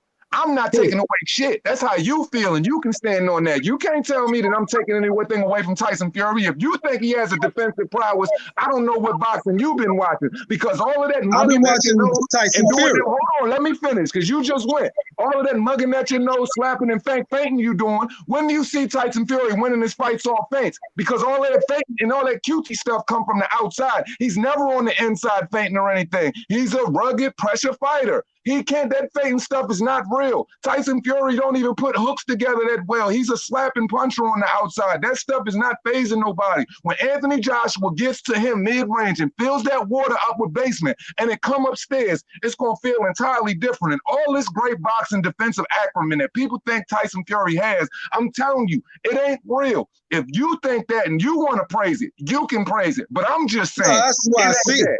That's what I see, not what I think. You see. I don't That's see what he it. showed. Well, He showed that to everybody. Against who? Against Wilder. He showed it against Wilder. He got one cut. He got one hit. He only got one solid hit versus Aldo. Hold on, let me go. You just asked me. So I'm gonna go. He got a cut versus Aldo Wilder, and so then boom. Now he's not defensively hit no more. Aldo Wilder didn't get hit Fury a whole lot during that match, but because he was bloody, it looked like it. He got hit a lot more than he did. You know what I mean? He almost got knocked out in the 12th round too.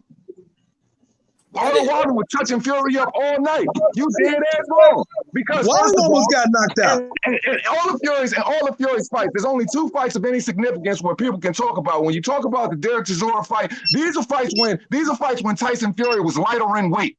Tyson Fury was fighting them fights around 245, 255. Now, when he fought Deontay Wilder the first time, he fought Deontay Wilder when he was already worried about his power coming back. He knew he wasn't at 100% yet. So he fought a highly defensive counter game based on on what Ben Davison gave him. He stayed on the back foot. Yeah, it looks good against somebody who fight like a cheerleader with flailing windmill right hands. So, who was he 245 against? Let me finish. I'll let you I'm finish. asking the question. Who was he 245 I'm not against? done yet, so wait and ask your question. So if you want to call that great boxing, that's what you can call it. But I'm gonna tell you what happened in the last fight. What was it versus Vladimir Klitschko?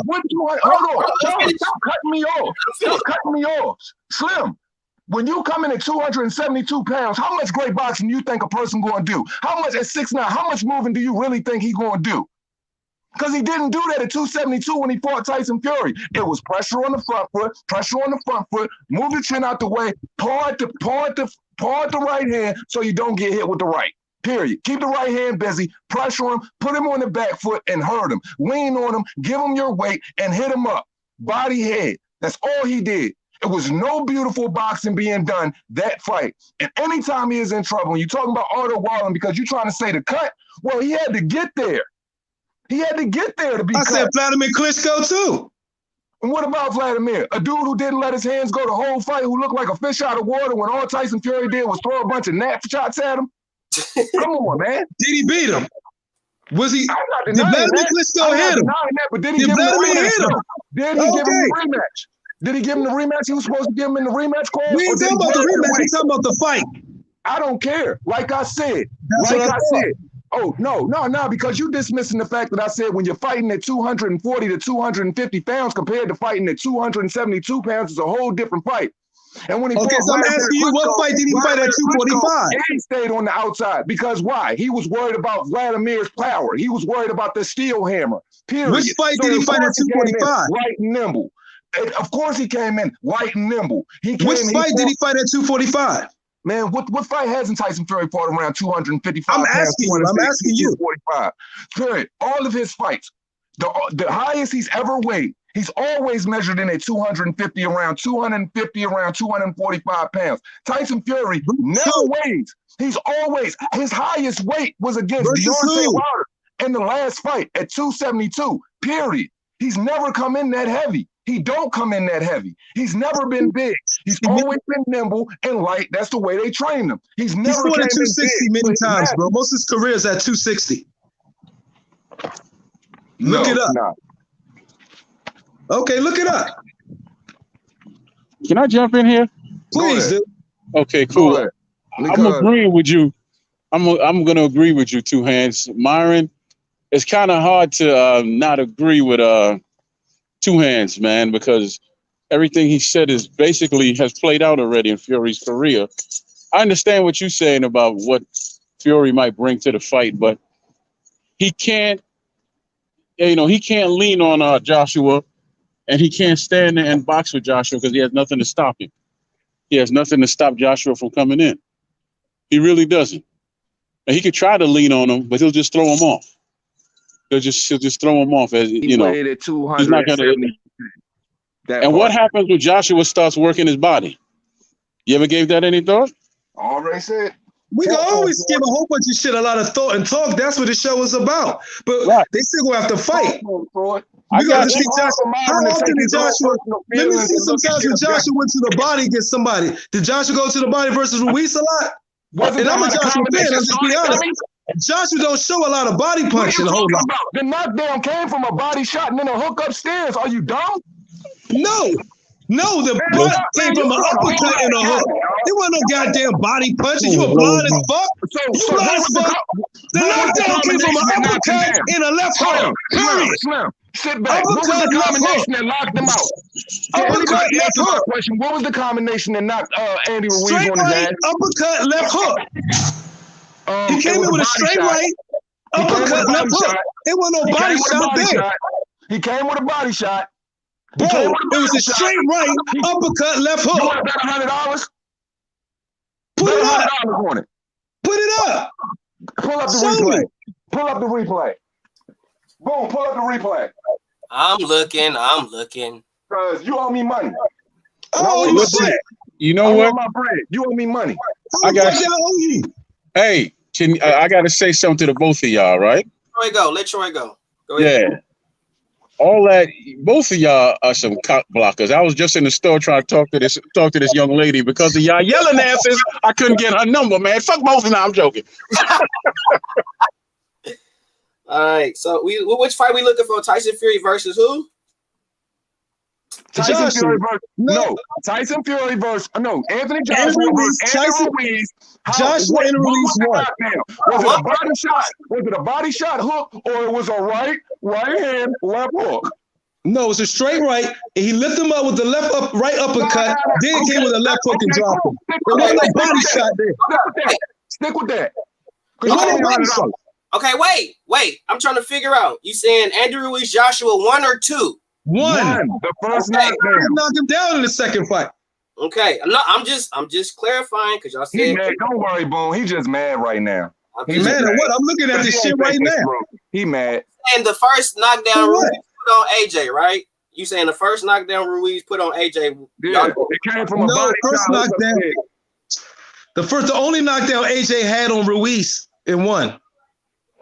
When you talking about when Ruiz knocked down AJ or when AJ knocked down Ruiz? AJ knocked down Ruiz. He said it didn't come from any body combination. Okay. No.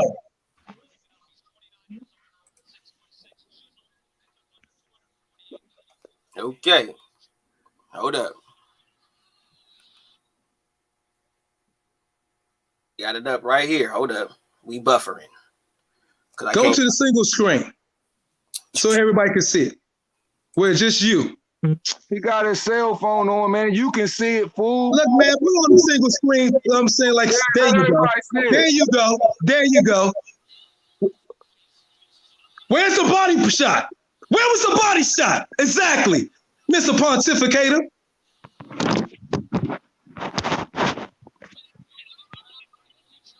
Right uppercut, left hook.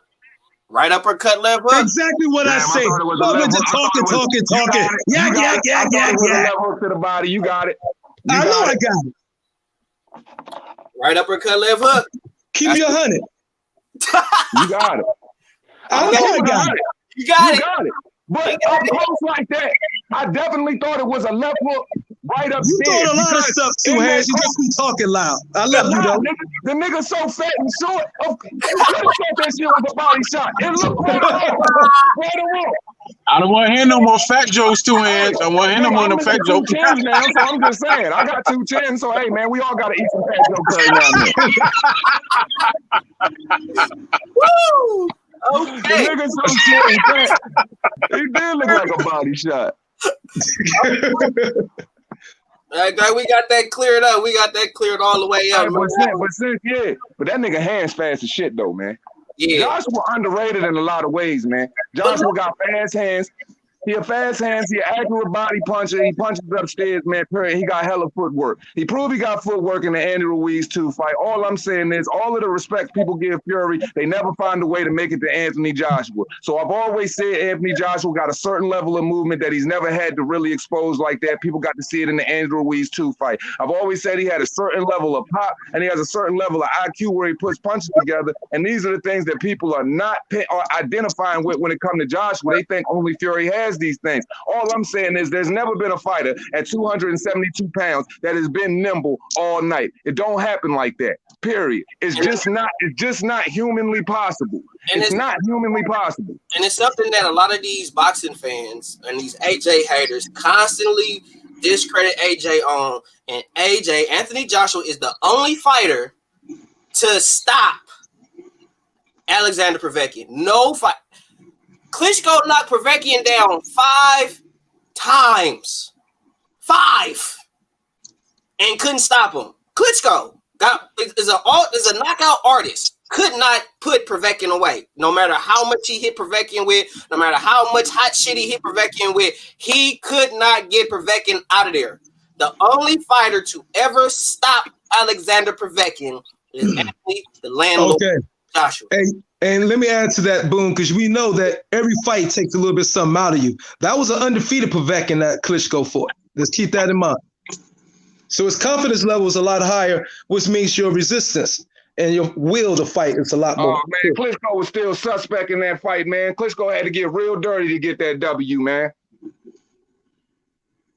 Well, hey man, it's the fight is the fight, you know. I hear. See what I'm saying? See what I'm saying when it comes to it? Hey man, it's the fight, you know. No, I'm just saying. I'm talking about Povetkin. How much more fight will? He was undefeated going into that fight. That was his first loss for Joshua. But that was his only loss. But that was his only loss. Povetkin has never shot. Yeah, it's his only loss. And Povetkin has never shot away from a tough fight. Povetkin's only fought tough fights. And every fight, you know what I'm saying? And every fight for real, he shouldn't even have caught the draw against Michael Hunter, in my opinion. But hey, man. But yeah. Boxing is boxing. Boxing is boxing. But at the end of the day, that's what I was saying. Dillian White was playing a dangerous game. I respect him for it. But when you know you've had your outcries, you done went the legal route and everything to get in the position you were in, and you take on a top 5, number 6 Alexander Povetkin right before your mandatory coming up for the WBC, bro, you put yourself in a position, you played a dangerous game. And that's what it is, because Alexander Povetkin is good enough to knock anybody out. People can say Sasha's this age or whatever the case may be, he on the cliff or whatever, but the dude is proving that he's a solid fighter, and can't nobody tell me any different. People want to put an emphasis on age, but they change around and say Manny Pacquiao was finer than a bottle of wine. So I don't understand. Forget about B-Hop, who fought, he was damn near 60. B-Hop, the old mongoose. There's a few guys, but you know it all. But see, there's a few guys that happen to thrive in age, and they just happen to be special. Because the one thing about age, you never stop learning. Your IQ continues to increase. You know what I'm saying? You become better with age mentally. And boxing is a mental game. Yeah, the physical do follow, but I mean, the mind does carry the physical to certain places that you know what I'm saying, that it wouldn't normally go by just being on 100. So Alexander Povetkin, if you really look at it, I mean, how much punishment has this dude really taken? He might have a lot of mileage on his body, but how much punishment is he taking? He's a known winner. So at the end of the day, there's no showing that Dillian White is going to go into this situation. He's going to be victorious in the second fight, because now it's a different level of confidence for real. That's true. That's absolutely true. I got to say something without joking. I actually appreciate coming on here, man, and just having to be quiet, because you all make so much damn sense. I don't have to talk that much. So I could just be quiet. But somewhere along the line, I'm gonna slap somebody in the face with the jokes. I'm gonna go put myself on mute real quick.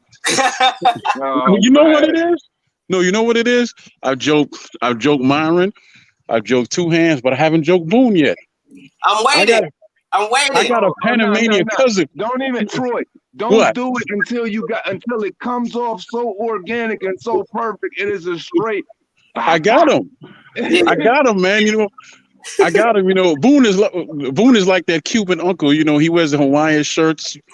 First in the summertime, you know, the leather pants and the black flip, and you know, he got on the flip flops and stuff with the white socks and all that. That's actually who Boone is. His name is Rico Suave Boone. That's what Hey, Marla, to be 100% honest, you saying what you said about the 230, AJ coming in around 235 to 237, that's a fact. AJ at 235, 237 is absolutely scary, because just because you carry more weight, that doesn't mean you're more powerful. He's already, you know what I'm saying, a workout warrior. He already has that together. The only thing Anthony Joshua would need to polish up was on his conditioning, because he's so used to knocking people out from the first to the sixth round. It was like, really, he wasn't thinking anything outside of that. In the last fight, he didn't get up for it. But now, like I said, Anthony Joshua taking his loss is the best thing that ever happened from his career, because now he don't take his foot off of the gas. He's one of the biggest things in the world in any sport, and in other people's sports, he's even bigger than them in their own shit. So with that being said, it's just like, yo, this dude knows the power he has. He knows that he let his brain go on autopilot for a little while. He know he done took his foot off the gas. Now, he's just in a whole different regimen.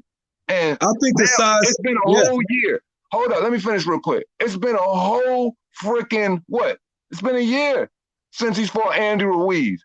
Imagine all of that tutelage, all of that grind, everything that he's been doing since then, to add with that nimble footwork, to add with all of that pop. Like, man, I'm really, really anxious to see how dirty he gonna do Pulev, because he's gonna do Pulev dirty. Yeah, I think his best fighting weight, from what I know, watch all his fights, and where he looked like he most was the quickest, his punches snapped, and it was ridiculous. Was whatever, I think it was the 238, 240, and I did a video on it that he weighed in when he fought White the first fight.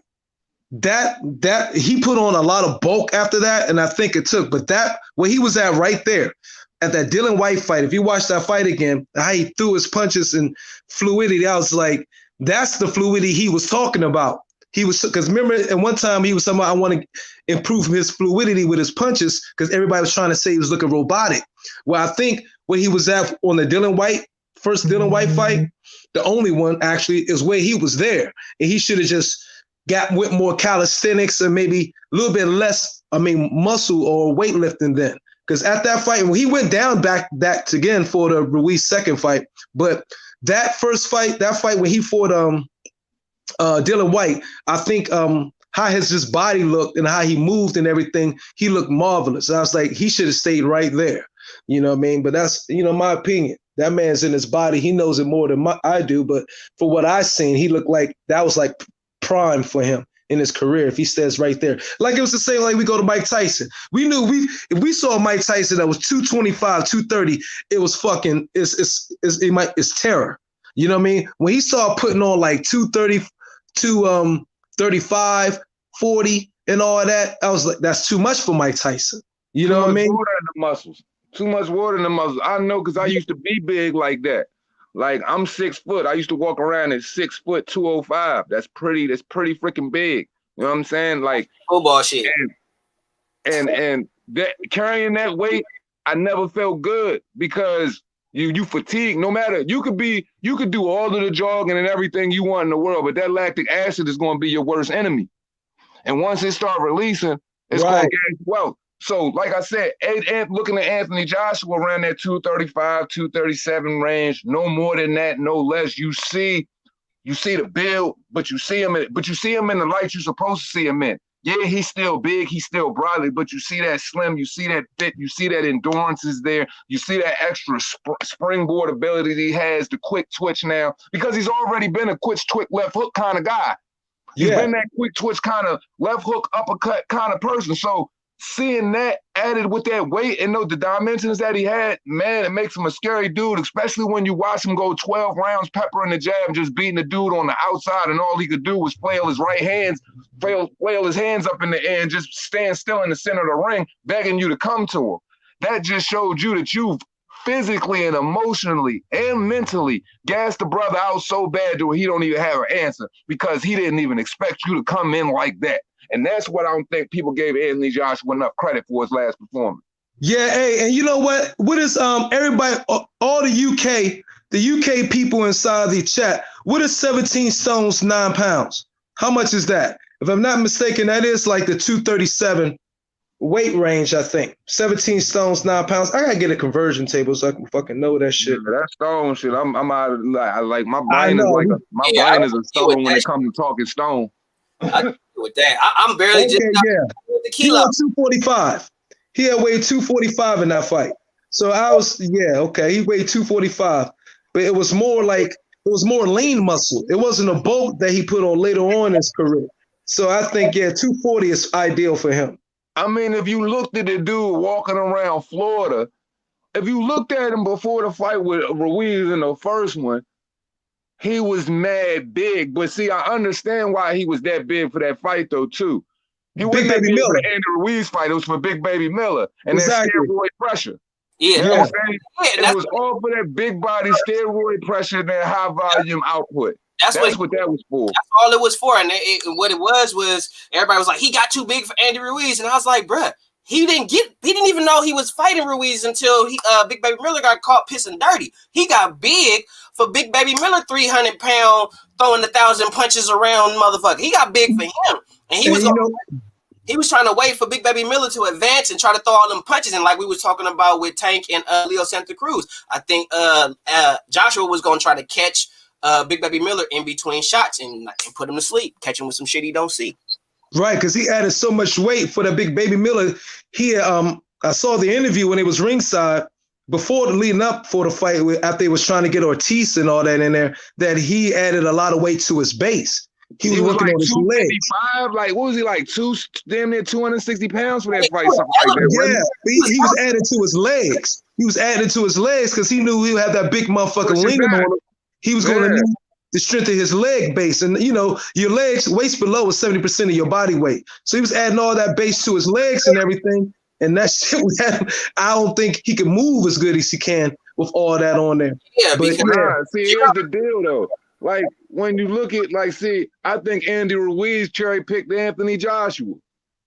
Because if you're a fighter, man, hear me out. It sounds crazy right now, but hear me out. No, I believe it. You constantly go through camps.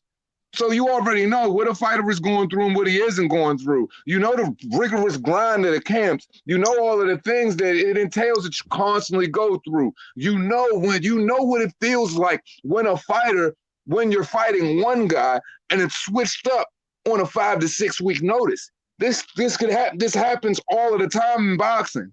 And unfortunately, it just happened to happen in a huge event. American Day or whatever. Now, Andy Ruiz sitting back, he sees all of this. When you're a contender, you're always looking at the champ. You're not thinking about, this other dude is there, that other dude is there. Of course, you're looking at everybody like you want to catch wreck with them. But ultimately, your goal is to be a champ. So you eyeing the champ. So it's all the time he gets. Exactly. Yeah. So knowing that, and knowing all that Anthony Joshua had to go through all of these ups and downs leading up to that fight and everything like that, and who his opponent was, of course you would step in. Because, they looking at you like you heavy, but they don't know you got the fast hands in the heavyweight division. So it was a perfect counter response to what was going on with Anthony Joshua at that time, and the perfect time to catch Anthony Joshua slipping, because Anthony Joshua wanted to beat the brakes off of Big Baby Miller. Yeah, he wanted to stay in the pocket and beat the shit out of Big Baby Miller. And a guy like Andy Ruiz, that's tailor fit for him. He's fit for being in the trenches and pounding your bitch ass. That's what he do. And the fact that Anthony Joshua wasn't training himself to fight a boxing match that he fought when he fought Andy Ruiz the second time, he basically trained for a phone booth fight. He trained for that. He trained for a dude with no head movement. Right. That's what he trained for. Right. He didn't train for a fast shoulder switching, quick switch, left hand having, fat little, Mexican animal, dog. Like, he didn't train for a Tasmanian devil. He trained for more of a guy who he was going to be able to control the pace more in the fight. That was a situation where Anthony Joshua has never been in control of pace. Like, that was an uncontrollable pace for him in completely foreign territory when he was dealing with Andy Ruiz. And that's what I try to tell people. I'm like, y'all keep looking at this kid like the fat kid from Up. But at the end of the day, Andy Ruiz can fight, man. So while everybody else is slipping, his uncle told him, he the upset killer. This is the upset king. And you fell right in the upset king lap. Right. And but he turned it around, though. Yeah, and you know what? Yeah, he wore 247.8 for the first one and went down to 237 for the rematch. Yeah, that's why I thought he was at 235 to 237. Yeah. That's a beautiful weight for him. Yeah. That was a beautiful weight for him, because I'm talking about the hands were fast. The jab looked even stronger than it's ever looked before. I can't even hold you. He had a head snapping jab, and it wasn't even one to where he was literally trying to follow through with all of his kinetic energy, shifting from the ground to the waist and punch through. It wasn't trying to drive it through him. Oh, he was tagging him with it, but he was pulling his punches a little bit too. It was when he drove through with that straight right hand or come around with that hook and then get outside and dodge out of danger is when he was touching him up. But he wasn't even really hitting him with everything. He said, man, I'm staying out this joint. Back. That's exactly right. I'm boxing him beautiful all night. Man, I'm just keep touching him up. Look at his head. That joint going like a Pans dispenser. That's exactly what he was doing. That's why I was so mad at that fucking fight. Because, and now you know what? I'm about to watch that fight again because I have not watched it since that fucking night. I was so pissed at Joshua after that fight. And I admitted that in the video because I thought that fat motherfucker came out there on a silver platter for him to knock the fuck out. I'm like, this dude coming this bitch 283, Joshua. The man was 20 pounds overweight. He didn't have no gas. I'm like, Joshua, okay, pepper him up in the middle, in the beginning a little bit, then go for the kill on this motherfucker because you got to get that knockdown back. You got to get the stoppage back. And so I was just like, knock this motherfucker out. And he didn't. I was like, oh, my fucking God, he fighting too safe for me. You know what I mean? not speaking on you, but that was my big problem with a lot of people when it came to that situation. They act like Josh went out there and he didn't do what he was supposed to do. He pitched a 12-round shutout. He pitched a 12-round shutout and did everything that people said he couldn't do. When people gave Errol Spence the credit for doing it against a guy that's 2 weights smaller than him. And that wasn't his intention. Errol Spence should have knocked his guy out. Now, Anthony Joshua was competing against a guy who literally, that wasn't that kind of style fight for him. Anthony Joshua, to engaging, he literally was always at a disadvantage engaging with the shorter fighter whose best shot is a hook. So he did exactly what he was supposed to do. Boxed beautiful on the outside, and it's not like that's how Anthony Joshua fought his whole career. You know what I mean? He basically brought in a new trainer. He had a whole new regimen crammed in about 6 months' time in an immediate rematch. And for what he did in such a short span of time, I think people underestimating how great his performance was. Because when you really go back and watch it again, anybody would say, yo, without everything else attached to it, what we already do and how we do this thing every day, if that wasn't attached to it and you went out there and you just watched that fight, you would say, hey, man, that dude pitched a shutout and just boxed beautifully, man. The art of boxing is to hit and not get hit. And I don't even think he was correct. But it had on my memories of the Joshua, the fucking brute, the motherfucker before that. So I'm like, yo, the dude done drop you 4 times. You have to get this back. Because in my mind, I'm looking at as a spectator too. And from somebody who just been following, I'm like, look, this dude put you down 4 times. You got to at least put him down once or twice in this joint. So that, because we saw the backlash kind of after it, and people saying that he fought safe and all that. Remember, we all steam 100% behind Joshua on this fight. So we're like, yo, Joshua, you got to repay. I'm looking at, you have to repay this dude with a similar, not if he's stopping, but a similar type of beating that he gave, that it happened somewhere in the first one when he dropped you 4 times. So I thought I wanted him to punish him more. You know what I mean? Just to make it more convincing so that you can't have any of the naysayers that have something in the back and say something about it. And that's what I was really trying to, and I completely get it. And that's the problem with a lot of these dudes though, man. They expect in a sport to where, you know, your IQ is supposed to reign supreme. They expect you, you know what I'm saying, you to go out and get it a certain type of way. But that's just not realistic, and that's just not how it's going to particularly go in every fight. But what I can say about that fight, and when you go back and watch it too, you'll be like, yeah, 2 hands, I saw it. Man, the dude wanted to engage more than what he was engaging. He did. Hurt him worse than what he was hurting him. But his corner was stopping him. Yeah, he had to fall back because he was like, yo, this is everything on the line right here. PBC get a hold of these things, it's a wrap, because we got to remember, Anthony Joshua was winning that first fight, man, and he just got clipped. He won it. He wanted to go in there and put the end to this joint. His corner was saying, remember, he came back to the corner one time, and he just put his hands up, you know what I mean, I'm doing what y'all asked me to do, but I really want to knock this motherfucker out. Yeah. You can see it on his face.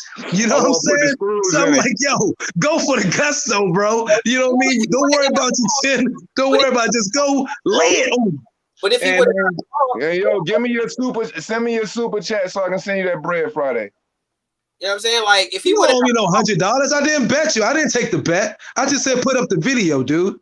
I mean, you more of a dickhead anyway for taking the moral victory. I kind of would have rather paid you for real. Nigga, look. I'll give you my cash app. Hey, you can cash at me and send me 50. All right, but let me say this pertaining. Send me 50 on the cash app. We clear then. If you feel that way. If you feel that way, okay. Shit, I don't really turn down money anyway. But I wasn't going to take it up for you. But go ahead, send me 50, motherfucker. I'd rather put some money on my man than put some money on any other man's anyway. Right. Like, you know how many times you sent me super chats, bro? Because I love y'all. I know, but I'm just saying. So I put my money where my mouth is. So for me to give you $50 or whatever, I'm not even going to blip at that. I'm like, that's the homie. It ain't even like it's a bet or it's anything like that anyway. That's barbershop shit, bro. We a barbershop, nigga. Only motherfuckers I shared money with, you, Boone, fucking Andrew, and fucking Kirk. And That's what so I was like, I'm sharing with the motherfuckers that need it, who's coming up like me organically. So shit. I mean, but I thought that was the best way to show that I'm full support. I might not be able to for a whole live. I might not pop in the joint, but yo, here's 10, here's 20. What I'm saying, bro, and that's how my joint is now. It's like, yo, I never really have the time to really tap in anymore. Y'all boys catch me on the phone now more than anything. You know what I'm saying? Not on no internet. Y'all catch me on the phone. You know what I mean? And it blows me, man, because for real, I ain't even gonna stunt. I told Boone the other night, man. And I kept telling people like, nah, I'm good, I'm good, like, cause I'm not stressing in any way, shape, or form, or nothing like that. I was just ready to quit, man. Like, not quit, but just kind of just step away from it for real, for good. Because there's on some shit where I don't have it. It's not even like it's BS in the game or nothing like that. It's just I don't have the time for it, man. Yeah. What I do and how much I'm my own worst critic and stuff like that, man, I just can't give people filler, man. I just can't talk to hear myself talk. Like everything I say I say it with meaning, and everything I do it with something behind it. And if I can't do it the way I want to do it, it's like, why am I even doing it all? I ain't even got to watch boxing in 2 weeks, bro. I'm too tired. Like I don't have the time no more. So it's just like, yo, is the Reaper really gonna be here next month, next year? I can't say that I know that. You know what I mean? But I can try. What I will say though, in that right now, you might feel like that, and I get it, because I was there a few weeks ago for different reasons, and I was also there like last year sometime, and Myron can attest to that, where I was like, y'all know I was there a minute. I ain't do shit for a grip. Yeah, you was there too, but what I'm saying is one thing that got me to stay with it was Andrew, but also me realizing that I got 6,000 people that look to me for my opinion, that depend on me to give them something. And the same thing with you, Deuce. You got 4,000 people who are devoted to you and hold on to every word you say. Now, right now, you might not be able to address those people, but somewhere along the lines in the future, you're going to have some time and you're going to miss it. Hey, bro. I miss it right now. I'm trying to make like 10 videos the COVID-19 Dawn way. I can't get into it because as soon as I get into it, I delete it, bro, because it's just like, it's like, yo, I don't have enough time to do it the way I want to do it. So I would either have to piece it out and only be able to bring content and material probably like maybe once on Sunday and maybe do a live, or, you know what I mean? Or I could do some fucking lives. And I really don't like doing lives because for real, a lot of people don't know this, but I don't go live a lot because people send me super chats and I feel weird about that shit. What? Like, hey, you know what? Hey, no, real talk. Hey, let me say this. Hey, you know what, man? We all say we went through this and all that. You know what's really the reason why we had the layoffs or we feel less inspired or motivated to do this shit? Because up and just until recently, the sport ain't really gave us a reason to, bro. That's in the back of your head. Hello? Yeah, we hear you. We hear you. Oh, in the back of your head, in the back of your mind, I think 100% that's what fucked me up. It's like the sport ain't inspiring me and exciting me enough to want to get out there and do some work. Not until fucking Teofimo and his Lomachenko shit was coming closer and closer. I started getting the itch start coming back. I'm like, yeah, finally see something that everybody wants to fucking see. You feel me? And that we've been waiting on. And everybody energy was on 1,000 around that fight. You remember, nigga, lead up to the fight, after the fight, everybody was on 1,000. You know what I mean? Because we seen something. Boxing finally paid us, gave us something we wanted to see. Even with the PBC fights, we seeing shit we want to see. So that helps motivate. It's about what I'm not seeing, and it ain't even about like I'm seeing good boxing matches and all of that. I just don't have the time. I am my own worst critic when it comes to perfection. Like I'm a perfectionist. Like people might think something is cool that I did. I'm gonna think it's shit. Like I would real life think it's shit. Y'all might think it's the greatest shit in the world, and I think it's straight trash. Right. Because and that's why a lot of my shit takes so much time because I put so much into it. And that's just who I am. Like, you know what I'm saying? So if I feel like I can't give 100%, 80 ain't good enough for me. 75 don't cut it. 90 don't cut it. It's got to be 100 or nothing. And I just don't have the time to give it.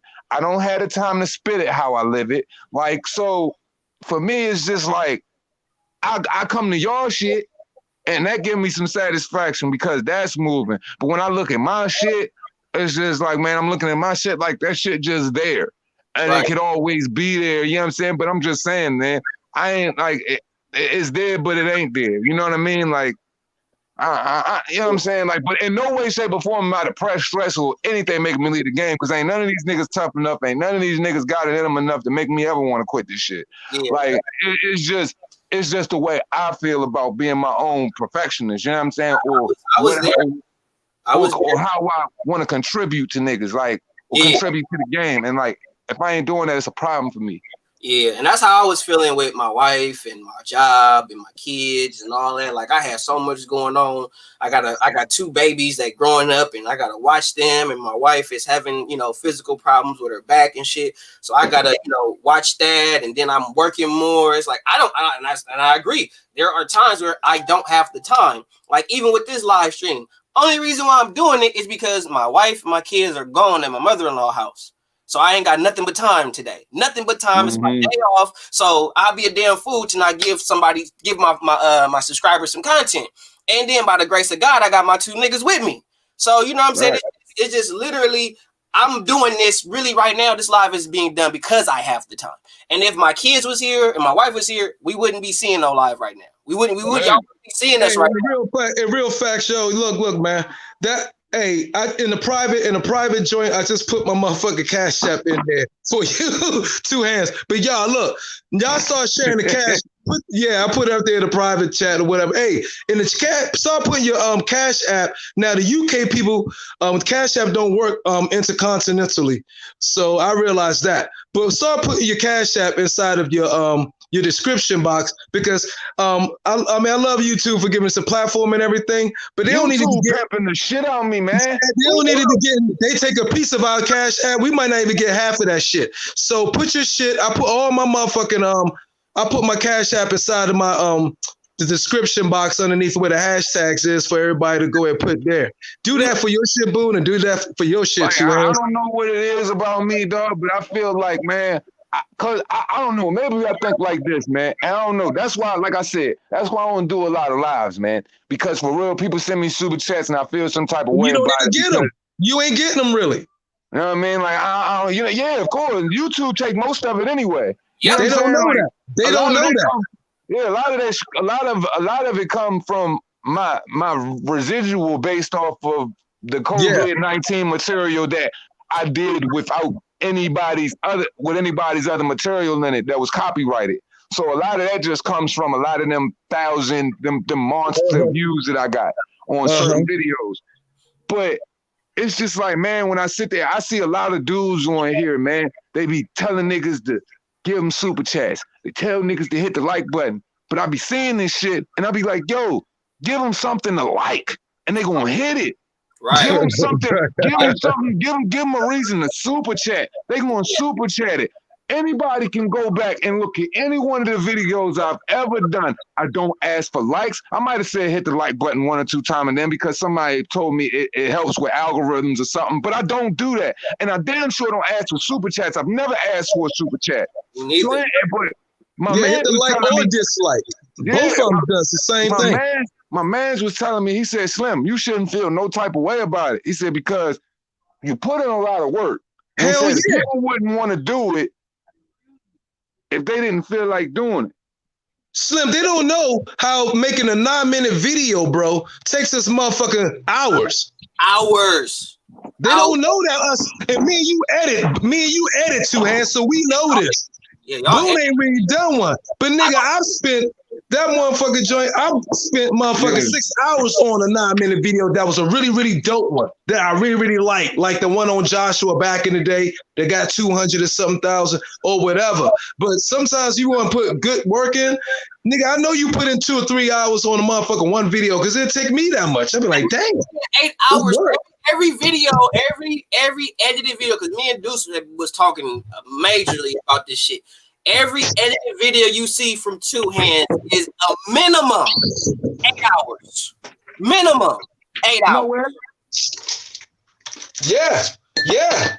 Real facts. You know what I'm saying? I just get on here and talk my shit. They edit. I don't. Credit to them.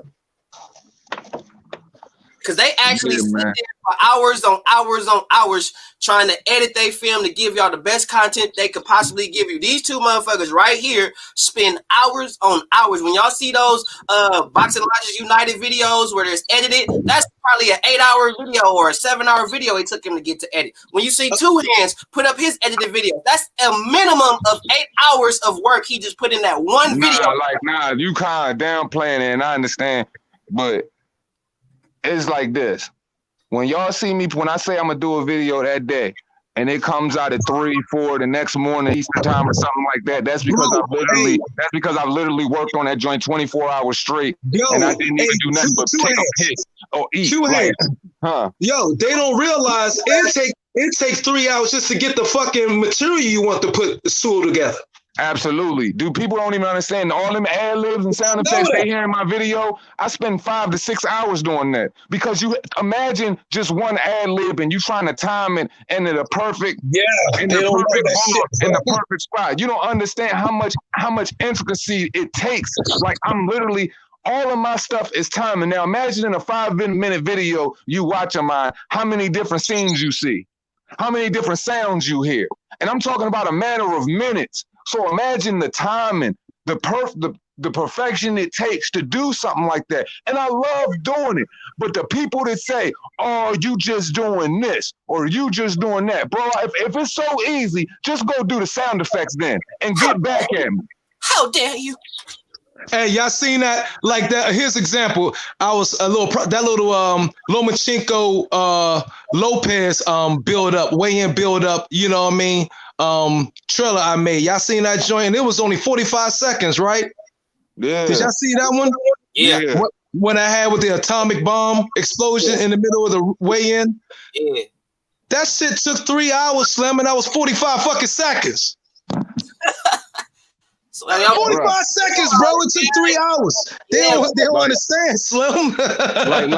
like not even to use boy, but I'm gonna just use this as an example, because I was so itching to get that joint out, because the people was waiting on that video about the Chihuahua niggas. You know what I'm saying? They was waiting on it. Man, that was a 36-minute video, man. 36 minutes. Now think about the material that was in that 36-minute video. Now, mind you, it was 36 minutes of edited material, front to back. You can't take, like, I put in mad hard work into it, dog, like mad hard work. And that's why for me, it's just kind of like, yo, I know what I do, and I know what I could substitute it for and do, but would that make me happy though? It wouldn't make me happy. So that's why I can't substitute it, because there's a reason why I do what I do, because I wanted my own lane. You know, I wanted to still be objective. I wanted to still be honest and really talk boxing in its purest form, but I wanted my own lane. And you know what I'm saying? Art imitates life. And in my life, I'm a goddamn fool, but I'm serious though. You know what I mean? I can't help it if I'm funny. I'm a serious person, but it's just who I am in my DNA to like to chop things up to get, because I like seeing people laugh.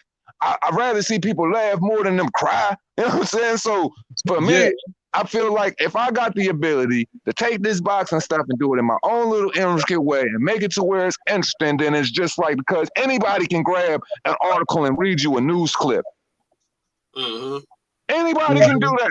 Yep. Does that make me an enthusiast? No. And look, in real talk, man, a lot of motherfuckers don't know. Look, like when I did the Neil Fimo Spoke and the Power Moves, the last one, man, y'all think I did that shit on like one take, nigga? That was like 3 takes, nigga. You know what I mean? That's why you can see the shit spliced sometimes in certain parts. Because like, goddamn, I can't take that shit out. Damn, I gotta put that in.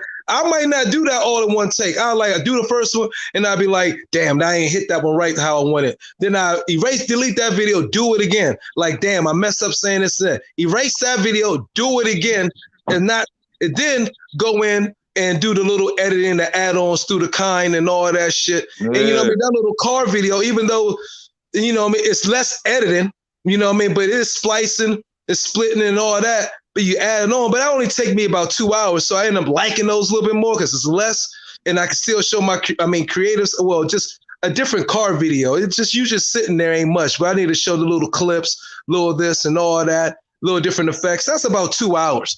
But it'd take me like, I might be running off talking literally for about 15 minutes, right? I'll be talking for 15 minutes, but you'll only get 8 minutes of me talking. I done spliced that like that. You know what I mean? Because there's some shit I can't say that. I need to take that out, take that out, and blase. But man, I know some of the videos that you did 2 hands back in the day that was like 15 minutes long. I'm like, it took that nigga about 2 days to do that shit. You know what I mean? Because you told the Like, that's why I say my dedication and my drive is so crazy. Some nights I wouldn't even go to sleep, bro. I'm not the biggest fan of sleep anyway. Like, I sleep enough to re-energize myself and to keep my brain fresh. Well, other than that, I'm up constantly grinding. So when I'm literally, like I said, when I start the morning, because when I edit my videos, I start religiously at 5 in the morning. Sometimes I would start at 5 in the morning so I could be done by 3 or 4 o'clock. Or I would start by 5 in the morning. Your mind is fresher and clear that early too. Absolutely. So I could be done by 2 or 3 a.m. and put it out, because I'd be promising, the video coming out at this time, and then it don't come out till this time. Or the video don't come out till the next day. And they don't understand it's because I'm my own worst critic, bro. And I want to bring y'all the best shit. What I feel as though is my best, I ain't even tapped into that yet. What people keep saying is, I think this is the best you ever did. I'm like, in what regard? Because if it comes to like the type of seasoning I sprinkle on it, it's not the best. But that's what I'm saying. Everybody's interpretation is different, because it could be the most basic shit I've done, and people will feel like that's the most fire shit. And I'd be mad about that, low key. I ain't even gonna lie. Because it make you feel, because it kind of make you feel like satisfied with what you've done, but yet you want to raise the ceiling and bust through the ceiling. Thank you. That's all it is. I know exactly, because I'd be feeling the same way. I'm a perfectionist. Like, go ahead. Yeah. JBZ just said 2 hands wanted his own lane and he got his own freeway. Oh man. Oh man. That's real. 2 hands like, I'm gonna make some real shit. Salute to the brother JBZ. That's my dog. Make my own highway and ride this bitch where it's only just me on this bitch. You dig? Man, because y'all seen how I kicked it. First I started with, you know what I'm saying, the hand carved Maryland flag behind me, and my people's dead. Boom, boom, boom. I kicked it that way. Letting everybody know that I'm BMV to the fullest and talking it from the couch. But I wasn't liking that because I wasn't encompassing enough of who I really am. So, you know what I'm saying? I was like, man, I'm more I got way more personality than that. And I felt like too many people do that. Like, and I didn't want to do that. You know, like, I was just different. I just started editing that month. The month I started my channel, I just started editing that month. So everything that I started doing, I kept telling people, I'm going to enhance and I'm going to change things. Just bear with me. Sound was crazy wild. Then I get crazy low. Music be crazy wild in the back. There was one time I even did like 12 minutes versus of fucking boxing highlight footage. 5 minutes versus topics. Then I ended up just switching around a whole bunch of stuff until I figured out what my niche was. I always knew what my niche was, just like everybody know what their own thing is. But when you feel like you landing where you want to land, bruh, you're not going to accept it. You're going to keep changing it and changing it. And even still, I'm going to continue to change it, but I know what my lane is. I know one thing with being an artist, usually the stuff that you don't like the most is the stuff everybody else like the most. That's so true. It's weird like that though. You know what I'm saying? And peace to Toby. Yeah, Uncle's coming back soon, Toby. Don't worry about it. I got some shit. You already did some videos. That was a hit, bro. I saw that shit, bro. Myron, that was a hit, bro. That nigga's just hilarious, but he know boxing like none other. As soon as I seen the first video, I hit him. On his line and told him, I said, bro, you need to do that like ASAP. That's it right there. That's it. That's what you got. Me, on the other hand, I'm just a funny nigga, and I got this squeaky loud ass voice. So people like how I talk and shit, and I make people laugh. Even when I'm hella serious, I make people laugh. It's my personality that kind of got me, and my knowledge is what got me where I am. You know what I'm saying? So true, though. When you do that, motherfucking Deontay Wilder, you motherfucking your bitch ass ain't gonna do shit but shoot guns and accent his voice and shit. Nigga. He accents. When you accent your delivery, you know what I mean, and start doing all that shit, is crazy. It seems like I'm the funniest when I start cursing sometimes and shit. Wild shit might come the fuck up. When you just don't care, you are hilarious, bro. You an Aquarian, bro. And we got that natural funny shit. You don't have to try to be funny. We just say some shit and we could be serious as fuck. And everybody will bust out laughing. Like, hold up, bro, that shit wasn't funny. I'm for real, bro. What the fuck you laughing at?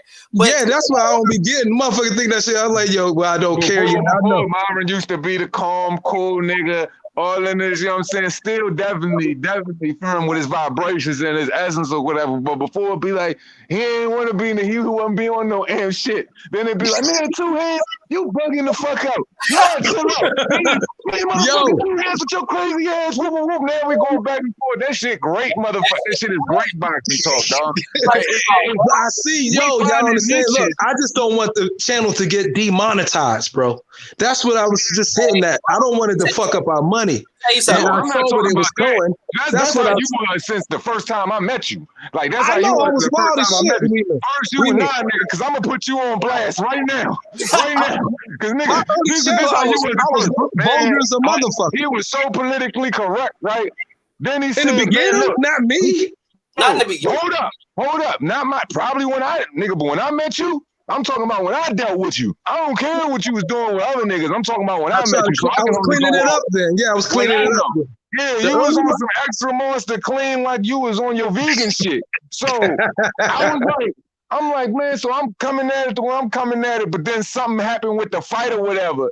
It was bringing in the New Year's. Like, I'm telling you, if motherfucking, it was a fight. I can't remember what fight it was, but she was like, if so-and-so don't win, I'm going back to the old Myron Agnes. I'm letting y'all stop it.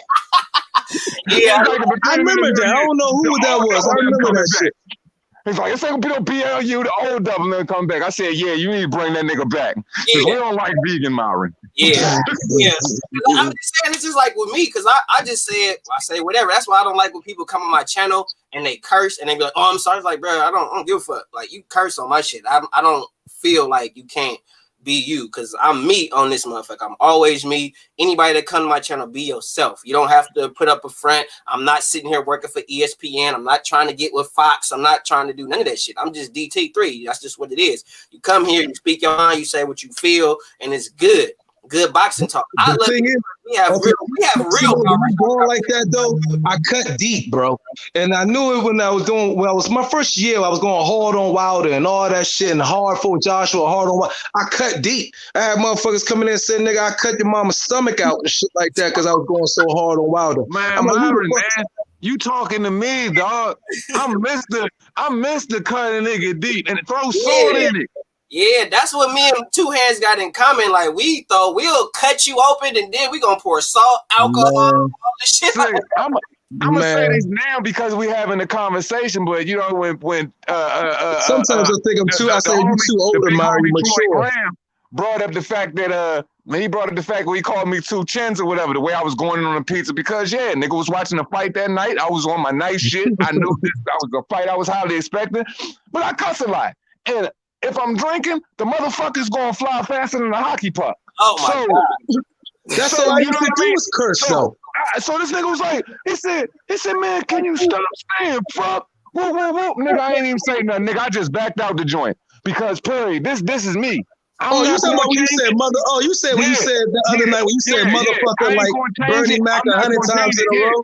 I thought that shit was hilarious though. I was just like, yo, can you just not say motherfucker? So I immediately left. You want to know why I left? Because I wasn't going to tone it down. When you asked me to come back, hell no, I'm not coming back. Because I ain't going to tone it down. Because I know me. And if you feel like I'm going to affect your channel in any way, I just can't be there for that because I ain't never gonna be on that. It's like asking a zebra to change his stripes. Like, I know, but hey, that particular night, we all was tipsy and you was tipsy and you ran off the motherfucker like 8 times. That motherfucker, I was like, he sounds just like that Bernie Mac.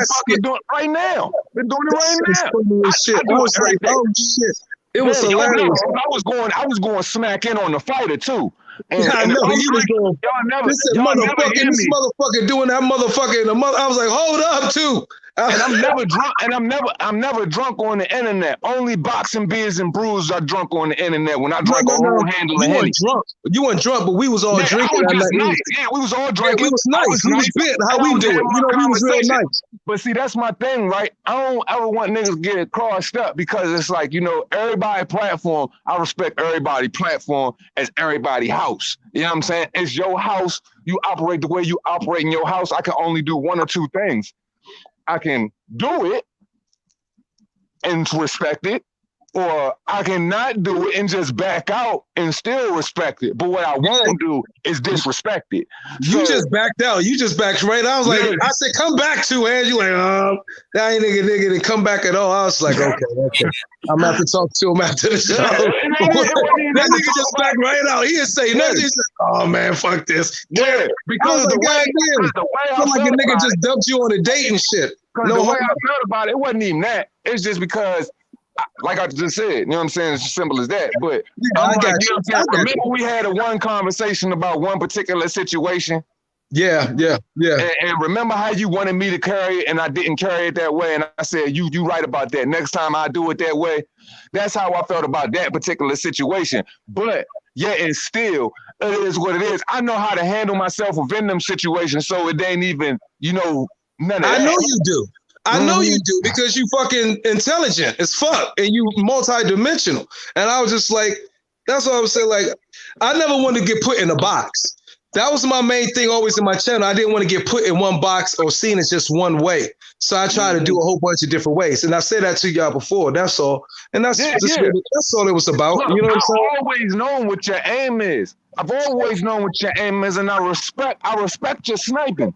Like that's that. You know what I'm saying? And I respect it. And like I said, I look at everybody's house as everybody's house. You know what I'm saying? I'm not gonna habitually line step and take my dirty ass feet and just start stepping on your fucking couch, nigga. Like this is your couch, some shit. Like fuck your couch, nigga. I'm not gonna do that. I'm gonna respect the rug. I'm gonna respect the suede. I got to do that. I got to respect all of that, the wood grain, all that. Paul, you know what I'm saying? Like I'm just that type of dude. But at the same time, I feel like I know my energy and I know what I'm like, and I know how I am. Like there's times where there are gonna be times where I can articulate with the best of them. It don't matter what, if I need to tone it down and not cuss. Yeah, I could do that. I can absolutely. You are articulating two hands. You are articulating even when you're cursing. Right. Really, how it comes out, you can see it might be a motherfucker, but each motherfucker has his purpose in place. So every motherfucker got a meaning behind that motherfucker. You feel me? You know what I'm saying? It's just like, that's what Toby said. I used to like the old Marvin channel when I used to just go in on everybody. I did too. But I was just like, you know what? I'm old as shit, man. I can't just be on. I just didn't want to get put in the box. So I was just like, you know what? Everybody, it comes to this, man. I know that everybody just want to be themselves and be free to do what they want to do. And I know and express themselves exactly how they fucking want to express themselves at that moment. I will 300% get it because I want to do that shit so bad too. And I feel like when I can't do it, I'm leaving something. I'm not putting everything on the table. But I'm looking at these motherfuckers, we don't own this platform and they're going to be fucking with us and our money. So that's why I think about that too. I'm like, God damn. So I'm gonna tell them motherfuckers like this: holler at me on BitChute, holler at me on Patreon, because if it ever get like that, nigga, it's coming. Yeah, it's coming. She said I need to go to Patreon because y'all already know YouTube been smashed on me so hard. They done took my super chats, all kinds of shit. They just sent me an email saying I can't get super chats, all kinds of shit, bro. So I'm like, I've never been on here for money. They just gave me a strike last week, bro. I mean, they gave me a strike. They just gave me a strike for that COVID video I did fucking months ago. Yeah, they just went through my shit and gave me a strike last week and deleted that video, bro. And how many months ago was that?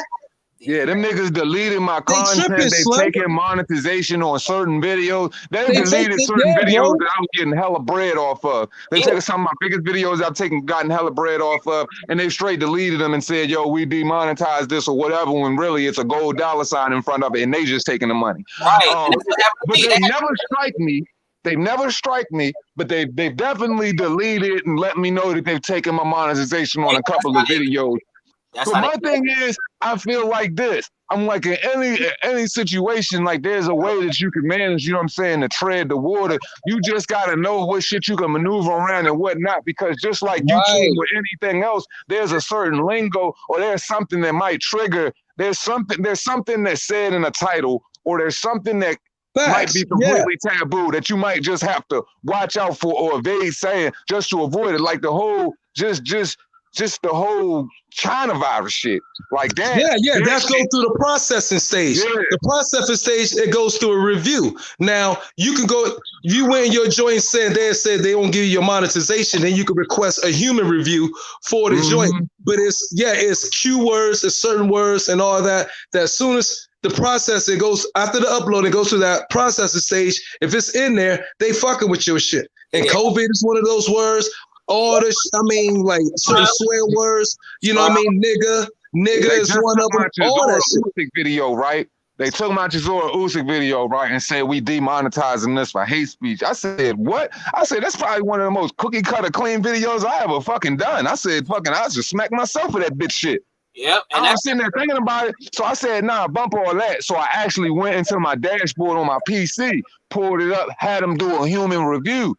The niggas did a human review. They came back to me within 3 days to a week, I think it was, and they said, oh, the monetization is back because we didn't find anything wrong. This is just a sports entertainment video, whatever. And what I think it was from was because I put a picture on that joint with the Earth wearing a fucking medical mask. You know what I'm saying? But that's the only thing I could think it was, because it wasn't the title. I didn't say anything left. I said, if y'all demonetizing that, I said, y'all must think I'm the devil on this joint or something, because that shit is late. Hey, yo, Boom. Hey, Boom. Toby put up a good comment down there. Go check him out. He said, respect, because we only get to hear this conversation when we calling each other, and they don't get to hear this stuff for the most part. That's a fact. And you want to know what's crazy? My man Meeks was telling me this shit last night. He said, nigga, he said, you need your own motherfucking podcast or something. He said, because nigga, you be on some real life shit. He said, nigga, the shit I be thinking, he said, you got a good way of articulating that shit where everybody can understand it. I was like, I don't know about the podcast shit. He said, no, nigga, like real rap, like you really need a podcast. He said, nigga, he said a lot of people craving real life shit and they ain't getting real life shit. I'm just like, but my whole thing is, I was like, bro, I kind of already do that. You know what I mean? I do it even when I don't know I'm doing it, because it's only natural in me to talk how I talk. Other people do what they do, and they might be doing it for whatever reason. I do what I do because it's who I am. So I don't even look at it like a form of service. It's just who I am. Right. And that's why I started doing my shit on Facebook and all the videos I was pumping for years and years and years. I did so many videos on Facebook. But once a month I get a memory. You know, they show you a memory video of something you did way back, and it was some dope shit. And I seen how many views I got. I just reshare it, and they're like, "Oh, I forgot you made that, had that statement or did this video talking about this and that." I'm like, "Yeah." So you got a lot of loyal people. And when your man talk about the podcast, that's kind of what we was all using Facebook, but we weren't getting the residual from it or the money from it. My man told me I need to get a podcast a long time ago. And you're right. Motherfuckers do need to get a podcast so that people can tune in and hear our shit and we could get our money for the shit instead of just somebody like we just sharing the shit for free for like Facebook or whatever. Because we ain't in this shit just for our health, man. We need to get our wealth too. You're right. But I feel like this when it comes to it, because I don't want niggas to get it twisted. I get my money up out of YouTube. I don't want niggas to get it fucked up. I get my money up out of YouTube and they penalize me a lot. But I have my way, I get my money up out of YouTube. But I look at YouTube as a certain like type of business. You know what I'm saying? Like I'm freelance. Y'all motherfuckers just a platform. You know what I'm saying? I just happen to use it. I can go anywhere in the world and I can use anybody else's platform to do the same shit I'm doing over here. My whole thing is this. I always look at things business first. But me, I'm like, there would never be a situation where I come in and I sign to anybody. It would have to be a 100% partnership. That's why I have no like thoughts. So I'm not even looking at boxing or YouTube like it's something that I'm doing business-wise, because there's certain type of people that already look at me already and already see certain things and already want certain shit to happen. But my whole thing is this. I'm a fucking control freak, man. And I don't mean that like I gotta control everything around me. I'm a control freak when it comes to my well-being. Like, period. So when it come down to me dealing with certain people, I don't care I don't care who you are. Man, I got to be the boss of my own shit. So that's why I would never sign my name on no dotted line or get a chunk of my own talent when I got all of these ideas, bro. When I tell you I give niggas free game already in this boxing shit to where niggas is doing very good off the shit already. And it's a lot of credit that I don't take. And I just stand in the background and I give niggas free game 24/7. I do it already. Because when you innovative, you always got something. That shit ain't about nothing to me. That's like y'all got on that motherfucker Neo Fimo. That was free game. He's taking my motherfucker idea and made a goddamn channel after. Nobody want to hear that shit. Hey, but this is like YouTube that they did to my nigga Myron is because Myron did it. For those who don't know, Myron Magnus, Boxing Logic United, did an interview with Gary Russell Jr. It was about a few months ago. It was in the process of the hype for Gary Russell Jr. to fight Tevin Farmer. And when you see the interview on Twitter, the interview got 8,000 views within a matter of a week or two. I'm sure it's probably over 8,000 at this particular junction. But that interview pretty much turned Twitter all the way around. You had Tevin Farmer retweeting based on that interview. Everybody on that shit. That was doing the build up between Farmer and JoJo Diaz. Right. But when you look at the interview that you did on your YouTube channel, it only had 100 and 200 something views. But on Twitter, your shit was viral as fuck. Yeah. Yeah. And I wasn't feeling that. I really wasn't feeling it. I felt like you should have had more views on your YouTube channel than on Twitter. That don't mean you shouldn't have had that shows you that's what I showed, that they shadow block. Shadow blocking is real, bro. You feel me? You know what I mean? That's when they fuck with your notifications. They fuck. Shadow blocking is real. You know what I mean? That shit very real. Think about all of the people who already pay these individuals that are behind the big machine in boxing and can already pay to make those things happen in the way or shape narratives the way they see fit. People have been shaping narratives since the beginning of the damn time. You know what I'm saying? Now it's just more. Now we live in such a crazy cancel culture. These dudes are trying to cancel everything and anything that they don't like to hear, almost like a socialist shit. But I'm like this though. At the end of the day, they can try. You can try and stop this, and you can try to do that, man. Man, the people going to decide, bruh. The people always decide, man. They always decide. So you can try to block it. The truth going manifest, and it's going to get itself out. And yeah, Twitter got a way of silencing people, just like YouTube got a way of trying to silence people for real. But at the end of the day, there's a lot of people with a lot of agendas. But man, you can't stop what's what, man. You can't stop a train from moving. But like on the podcast shit, if we talking about doing that real life shit and just kicking just real life flavor to people, I can't do it in this boxing lane shit. Because every time you start talking about it, man, it's just like as soon as you start talking real life shit, all niggas want to hear about is getting punched in the head. It's like they don't. It's like they just walk around sock 'em boppers or sock 'em bopper mentality. Well, they don't want you to mix. They don't want us to mix. They don't want us to mix the politics with the. Been mixing with the sport. I hear you. That don't make every bit of money that's ever been made off of this sport has been racially fueled, has been politically fueled, has been propaganda fuel. So if you want to hear about the boxing and just people punching people in the head, then yo, you can stay attached to that matrix. But I'm always going to talk about the underlying, you know what I'm saying, the evils that men do that have to do with the sport. What goes on behind the scenes, because you can't really convey it all unless you're talking about it all. Because in every sense of the word, as long as it's in context, because in every sense of the word, what part of boxing do we talk about with anybody that's a subscriber or anything like that, and they do not interject some form of other business in boxing? That's just the way it is. You can't talk about one fighter fighting another fighter because they talk about what this fighter did do or he didn't do. They talk about this promotional company and that promotional company. They talk about he need to go to this side of the street or that side of the street. That's what convolutes boxing that makes me hate it so much, because it's so much BS. It's just like, yo, if I want to see this dude fight this dude, I don't want to hear you talk to me about what he carrying in his man purse. I don't want to hear you talk to me about what side of the street he signed on. I don't want to hear you talk to me about saying he didn't fight this guy, fight that guy. Because if he didn't do it, then it should be easier for him to go ahead and just knock him out. Instead of finding every reason to not fight him, you find more reasons to fight him. Oh, he didn't fight this guy. Well, just like when people were saying that shit about Dillian White, it was like, bruh, if Dillian White is such a canned fighter, why don't Wilder just fight him and get him the fuck out the way and be done with it? If he's so garbage, that's a fact. He's still in the position. Hey, you know what? He deserved the fight. So there's no reason why Deontay Wilder or any fighter should fight a fighter that has earned the right. Like that shit with Danny Garcia and Terrence Crawford. If Danny Garcia said Terrence Crawford is a nobody, he a bum. Well, Danny, if Terrence Crawford is such a bum, why you didn't beat Terrence Crawford, take his WBO title, and vacate it and fight Earl? That part.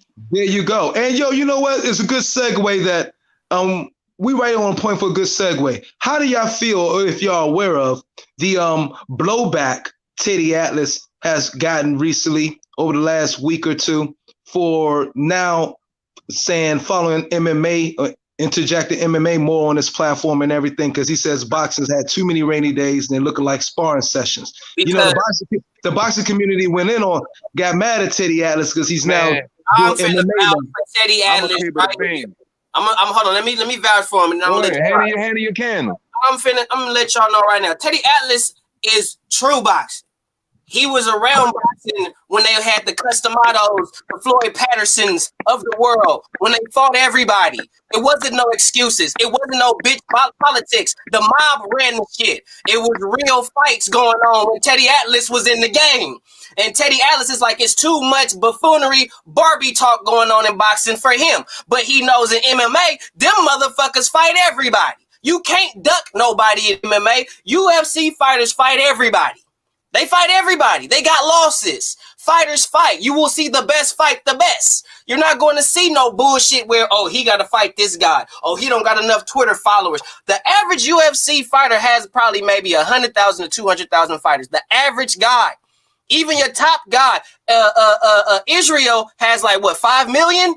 And that's because Israel is who Israel is. But the average MMA guy, the average guy you know about, the Diaz brothers, the Chandlers, the Mike Chandlers of the world, for those who don't know that, the Lyoto Machitas of the world, these guys got between 100 to 200,000 followers, and yet Diaz got more than that though. Nate Diaz. He got public liking too. What I'm saying is these guys got public liking. These guys in MMA don't duck nobody. They fight everybody. So Teddy is like, I'm gonna go to the side where, for one, and a lot of these MMA guys are coming to Teddy Atlas. They're coming to Teddy Atlas for help in their boxing game. So you got to think, these guys are fighting everybody. These fights are entertaining, and they're coming to Teddy Atlas for work. And like I said prior, Teddy Atlas came in an era where all this ducking shit and these excuses was non and void. So Teddy ain't got time to be making excuses for motherfuckers. He ain't got time for that shit. Let's go talk about the motherfuckers that get in the ring and they scrap. Let's get on there. I think my man said. Yeah, I know. Oh, let me add. I'm gonna say this one thing. Two hands going. My man said Dana White should run boxing. He said on a video. He should, because there wouldn't be no excuses. Remember, I did that Dana White video back in the day, and I was saying that shit when he come in, and now Teddy Atlas said, I was like, damn, man. I'm like, yes. Now, thank you. But also, I was like, Teddy Atlas tell the truth. He don't hold no punches. That's why they kicked him out and Paulie Malignaggi out, because they tell the truth. They don't hold no punches. Two. Yo, dude, like this is what I said. I feel like this about it. Man, Teddy Atlas been telling the truth his whole life. Why stop now? It's not our fault y'all exist in this fruity booty cancel culture. Look, the truth really is UFC is putting all types of foot in boxing, ass in boxing. Just because boxing put on one decent show, it don't cover up for all of the other bullshit that they've been shoving in our faces 24/7.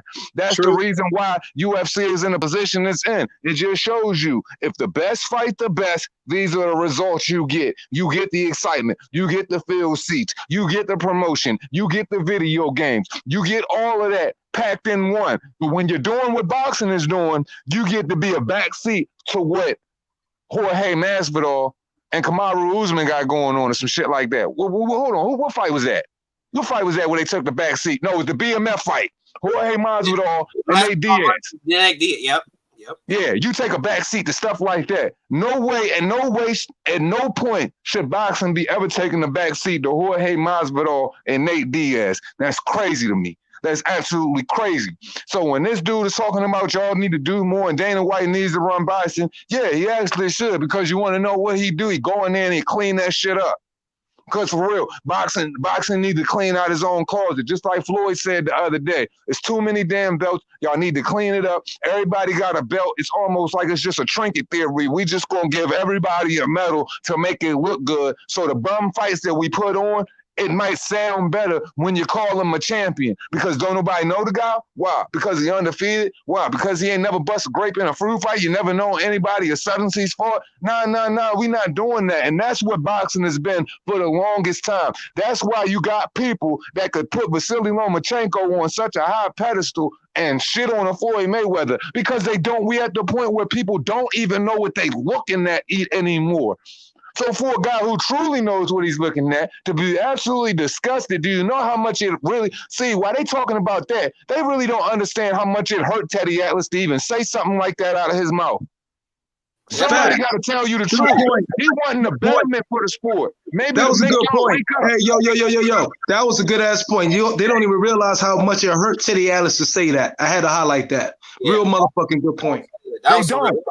They don't. Because you think a person who done spent their whole life around sweaty gyms and jock strings, their whole life, eating, sleeping, and breathing and shitting this whole thing, their whole entire life, you think that they want to take a backseat to the sport that they love when they know it was the top sport in the world? You think they want to take a backseat to that bald head, no neck having ass nigga, man? No, he don't. He don't want his sport to look like that to the world, but that's what it really does look like in the world. And just a few months ago, shout out to my brother D. Jeff. He said boxing been around for a long time, and in no way, shape, or form is boxing losing to MMA. I understood what he was trying to say based on the longevity of the sport, but right now, yes, currently, yes. And money is losing, and the buzz is losing, and in the pay-per-view is losing. Yeah. Pay-per-view is losing big time. Big time, man, because UFC, every event is pay-per-view. Facts, family. And I'm not here to glorify the UFC, but we got to talk truthfully about what is and what is not. And unfortunately, I've watched several boxing events that have come on in the past couple of months, and I've siphoned between watching the UFC event, then going back and watching the boxing event. And I feel you on this. I feel you on this. If Dana White, now we can all attest to this. If a promoter like Dana White was in boxing, we would have seen the AJ Wilder fight by now. We would have saw it. We would be, if not have seen it, we would be on the cusp of seeing a AJ Wilder or a Crawford Spence fight. It would be literally in the makings at this point, if not have already happened. So with these promoters now, it's like they're afraid to lose. I feel like they need to get on their Don King hype and just say, fuck it, and just, you feel me, just let bygones be bygones, let whatever happen go happen. Because if Bob Arum can work with Don King in the Thriller in Manila and the Rumble in the Jungle and all that shit, why is it so hard to work with other promoters now? What's the big deal? That's a fact. That's a fact, because Bob Arum, Eddie Hearn, everybody else played ball except Al Heyman. And I'm not going to continuously keep sticking the shiv in Al Heyman, because look, man, it's a collective of problems. It's a collective of problems with once again, all of the belts, the crooked promotional outfits to the crooked, you know what I'm saying? It's a lot, bro. It's a lot of shit that is involved in it. But my whole thing is this. This is the most important thing. And this for all of the people listening in right now. And shout out to the fucking playback gang for y'all that's going to listen. This is a question to y'all motherfuckers. And I'm going to ask it plain and simple. How many fucking times are you going to turn in on your TV, or you going to continuously try to dedicate yourself to a sport that you truly love like that, and every fight that you ever fucking wanted for the past 3 years, you getting a slap in the face and you're not getting it. And they're giving you something that satisfies them, that ain't even close to good enough for you. And we supposed to sit up here and big up this shit? You supposed to sit up here and big up that shit? You supposed to sit up here and enjoy that shit? Absolutely not. It comes to a point to where you gotta stand for something, or you can fall like that shit right there. And then it's like with nowadays, if you can't help but to go to MMA, whether it's Bellator, UFC, regardless of what, or one championship, it doesn't matter, because in those organizations, because they don't call themselves sanctioning bodies, they call themselves organizations, but in those organizations, they fight everybody.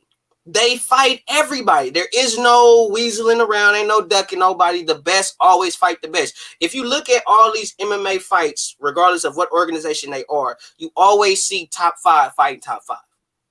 You always see that. You're not getting in that position. You ain't even holding up an interim belt if you ain't earned it. Exactly. Like if they say, all right, Myron in 2 hands, all right, Myron Magnus versus 2 hands up. The winner of this fight is going to get the shot at the as the #1 contender for the world title. And if whoever wins that fight, their next fight is for a world title. Period. Ain't no getting around that. If the champion for whatever reason gets injured or he falls out, they gonna strip that nigga. Dana will strip you of that belt so fast. He'll strip that ass butt naked. For real. Quick. And then y'all be fighting for the belt, and then you feel me? You get one of y'all be the champ, and then whoever else earn their way up, that's who get the shot. Bro, Khabib ain't cherry pick his entire career, bro. Fight news, you reaching. You reaching, bro. It is so hard to stay undefeated or even maintain a winning streak. Khabib cherry picked his whole career, but he beat the shit out of all the top names in his fucking division. Man, stop. Come on, bro. Beat who he stripped? He stripped Conor. He stripped him. Conor's the cherry picker. I don't even see how they could be considering this dude for his title if he's going to be vacating and if he's going to retire and they're going to vacate it. I don't even see how they can put him and Dustin Poirier in a title fight for that shit. But hey, man, I want to see. I just went on. I was on Shale joint. Shale Sonnen. Sonnen. I love his show. I went on his joint. I said I want to see how about Conor versus Ferguson. Yeah. Instead of watching him fight Dustin Poirier or even Conor, that's a tougher style. Talking about he want to fight fucking 38-year-old Diego Sanchez. They already fought before. Conor already beat Poirier once. I want to see Conor versus Tony Ferguson. Tony Ferguson, he lost the last fight versus Gaethje, and he was getting mocked. But I don't think Conor could do what Gaethje was able to do. So I think Tony Ferguson will come back stronger. And that put it into also his 12-fight win streak. Tony Ferguson style be easy for Conor, but because Tony Ferguson he's a submission artist as well. Now Conor for real, you take that ground away, you take Conor to the ground. It's game over, man. It's over. Yeah, game over. If you let Conor get mid range and give him time into where he could use his kicks and sting you with that left hand, because he do got a beautiful left hand in MMA. I'm not gonna give you. I ain't gonna hold him. He got a beautiful southpaw stance. It's on some real karate shit or whatever. But the way he flicked that left hand out there, he does it beautifully. He definitely got a nice stand-up game. So if you're gonna give him somebody where you can that will mix it up and stand up, of course you're gonna put him in a position to succeed. But if you're gonna give him somebody that's got all aspects of the game, Conor gonna fold, man. Conor is trash, man. 1,000% trash. Mm-hmm. Yep. If you could get Conor on the ground, I mean Diaz, bro. Nate showed that when he fought him. All he had to do was just be tough, get him on the ground. It was a wrap. It was a wrap. And it's hard, bro. Khabib has fought nothing but top opposition in the UFC, bro. Nothing but top opposition, bro. Nothing but. Right? He's fought #1 contenders. Everybody that Khabib has fought has earned their right to fight him. So they're not bums. I wouldn't call Edson Barboza. I wouldn't call, you know what I'm saying?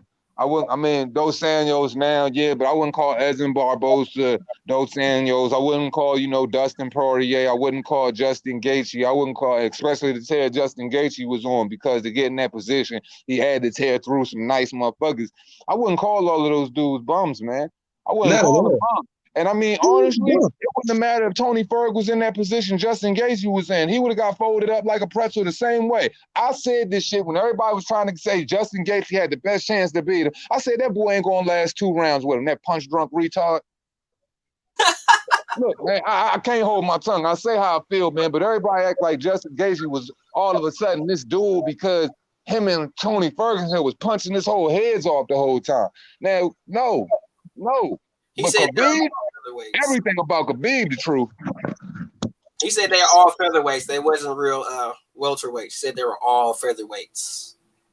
Ally Quinta is the best. Bro, stop it, man. Hey, yo, I'm stepping off for a minute. Peace out. It's all good, bro. We was gonna cut it out anyway because these cats don't. Hold on, let's touch on before we leave. Let's touch on fucking Usyk versus Chisora. Yeah, I was gonna get on that because somebody asked me about what do we think about Usyk versus Chisora. Yeah, that's why I said something, because I seen that. Dadak. I'm going with you know what? I'm gonna play devil's advocate. I'm going with Chisora. I'm going with Chisora. Yo, that's so crazy. Go ahead, keep cooking. I'm going with Chisora because I don't think Usyk can stand up to the punches.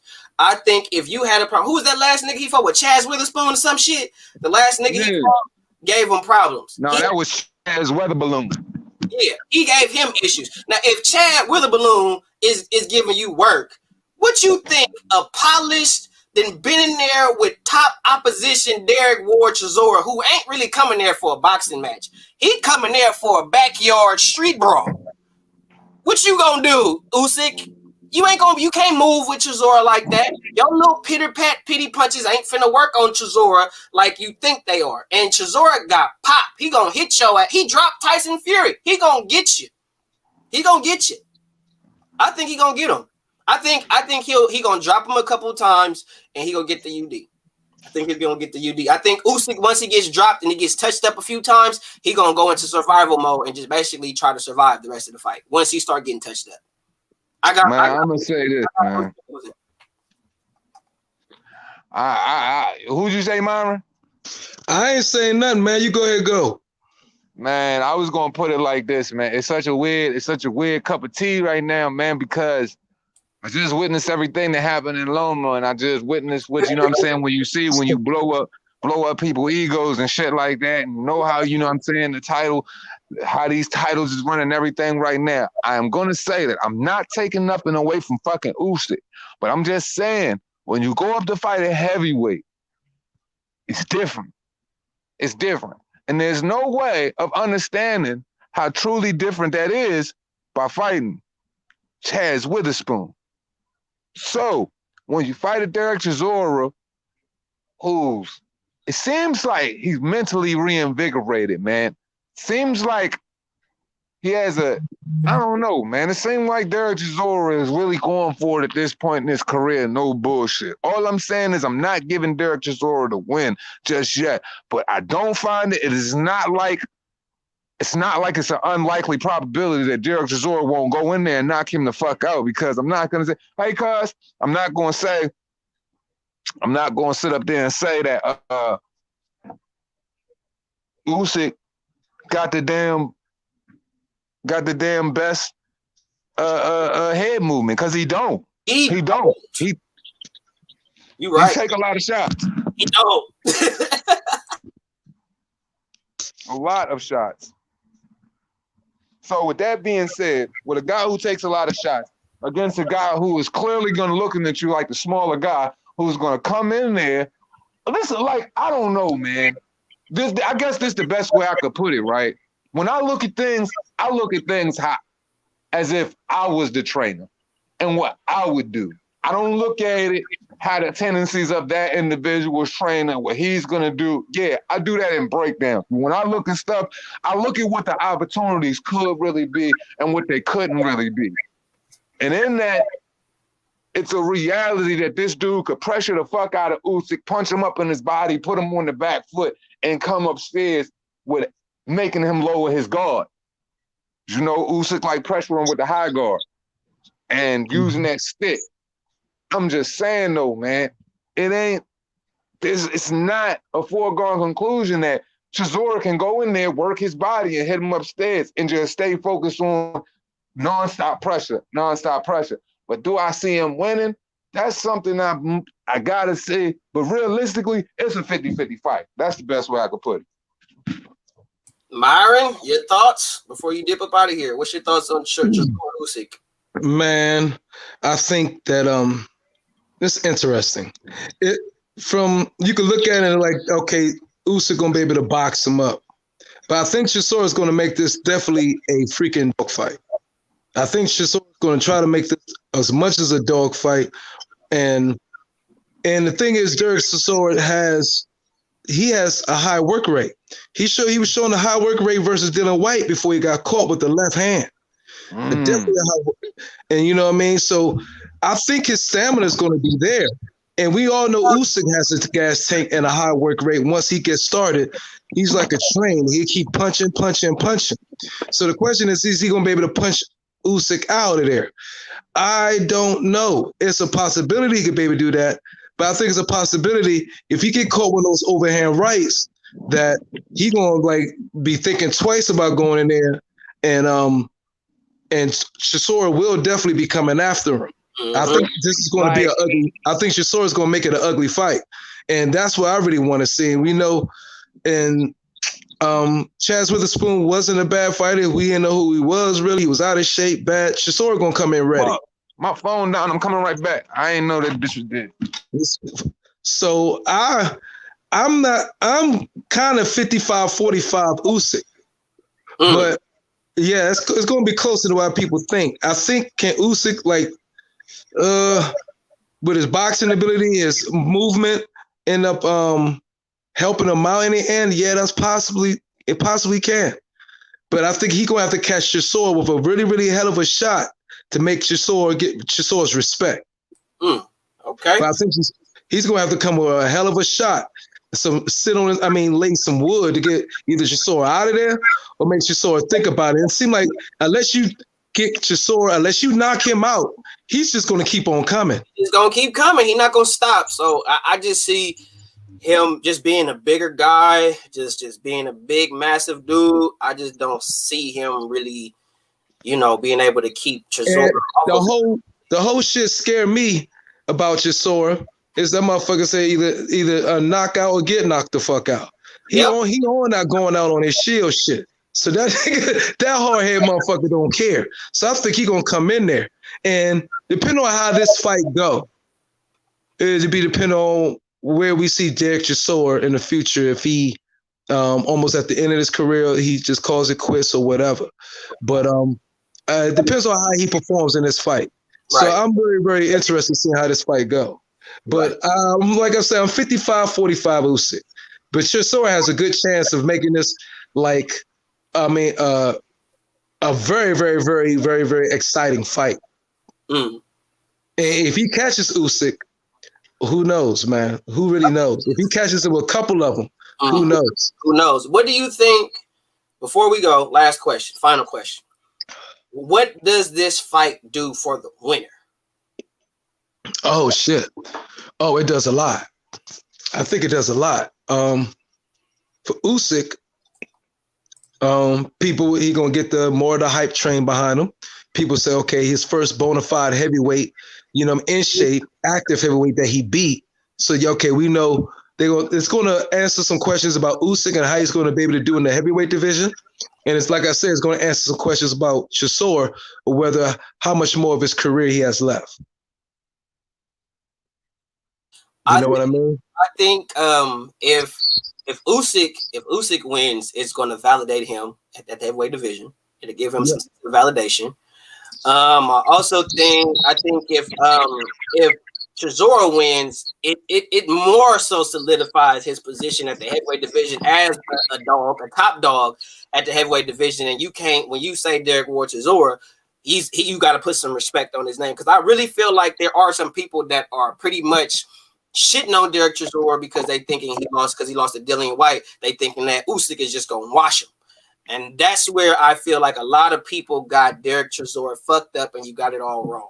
Because Derek Chisora could show you something anytime, any moment in that fight, and like y'all just said, Chisora was doing work on Dillian White until he got caught.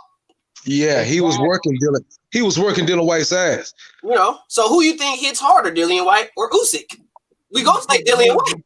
Well, I think Dillian White has one of the best left. I think Dillian White has the best left hook in boxing. He got a sweet left hook. That motherfucker is a beast, Joe. I ain't gonna front.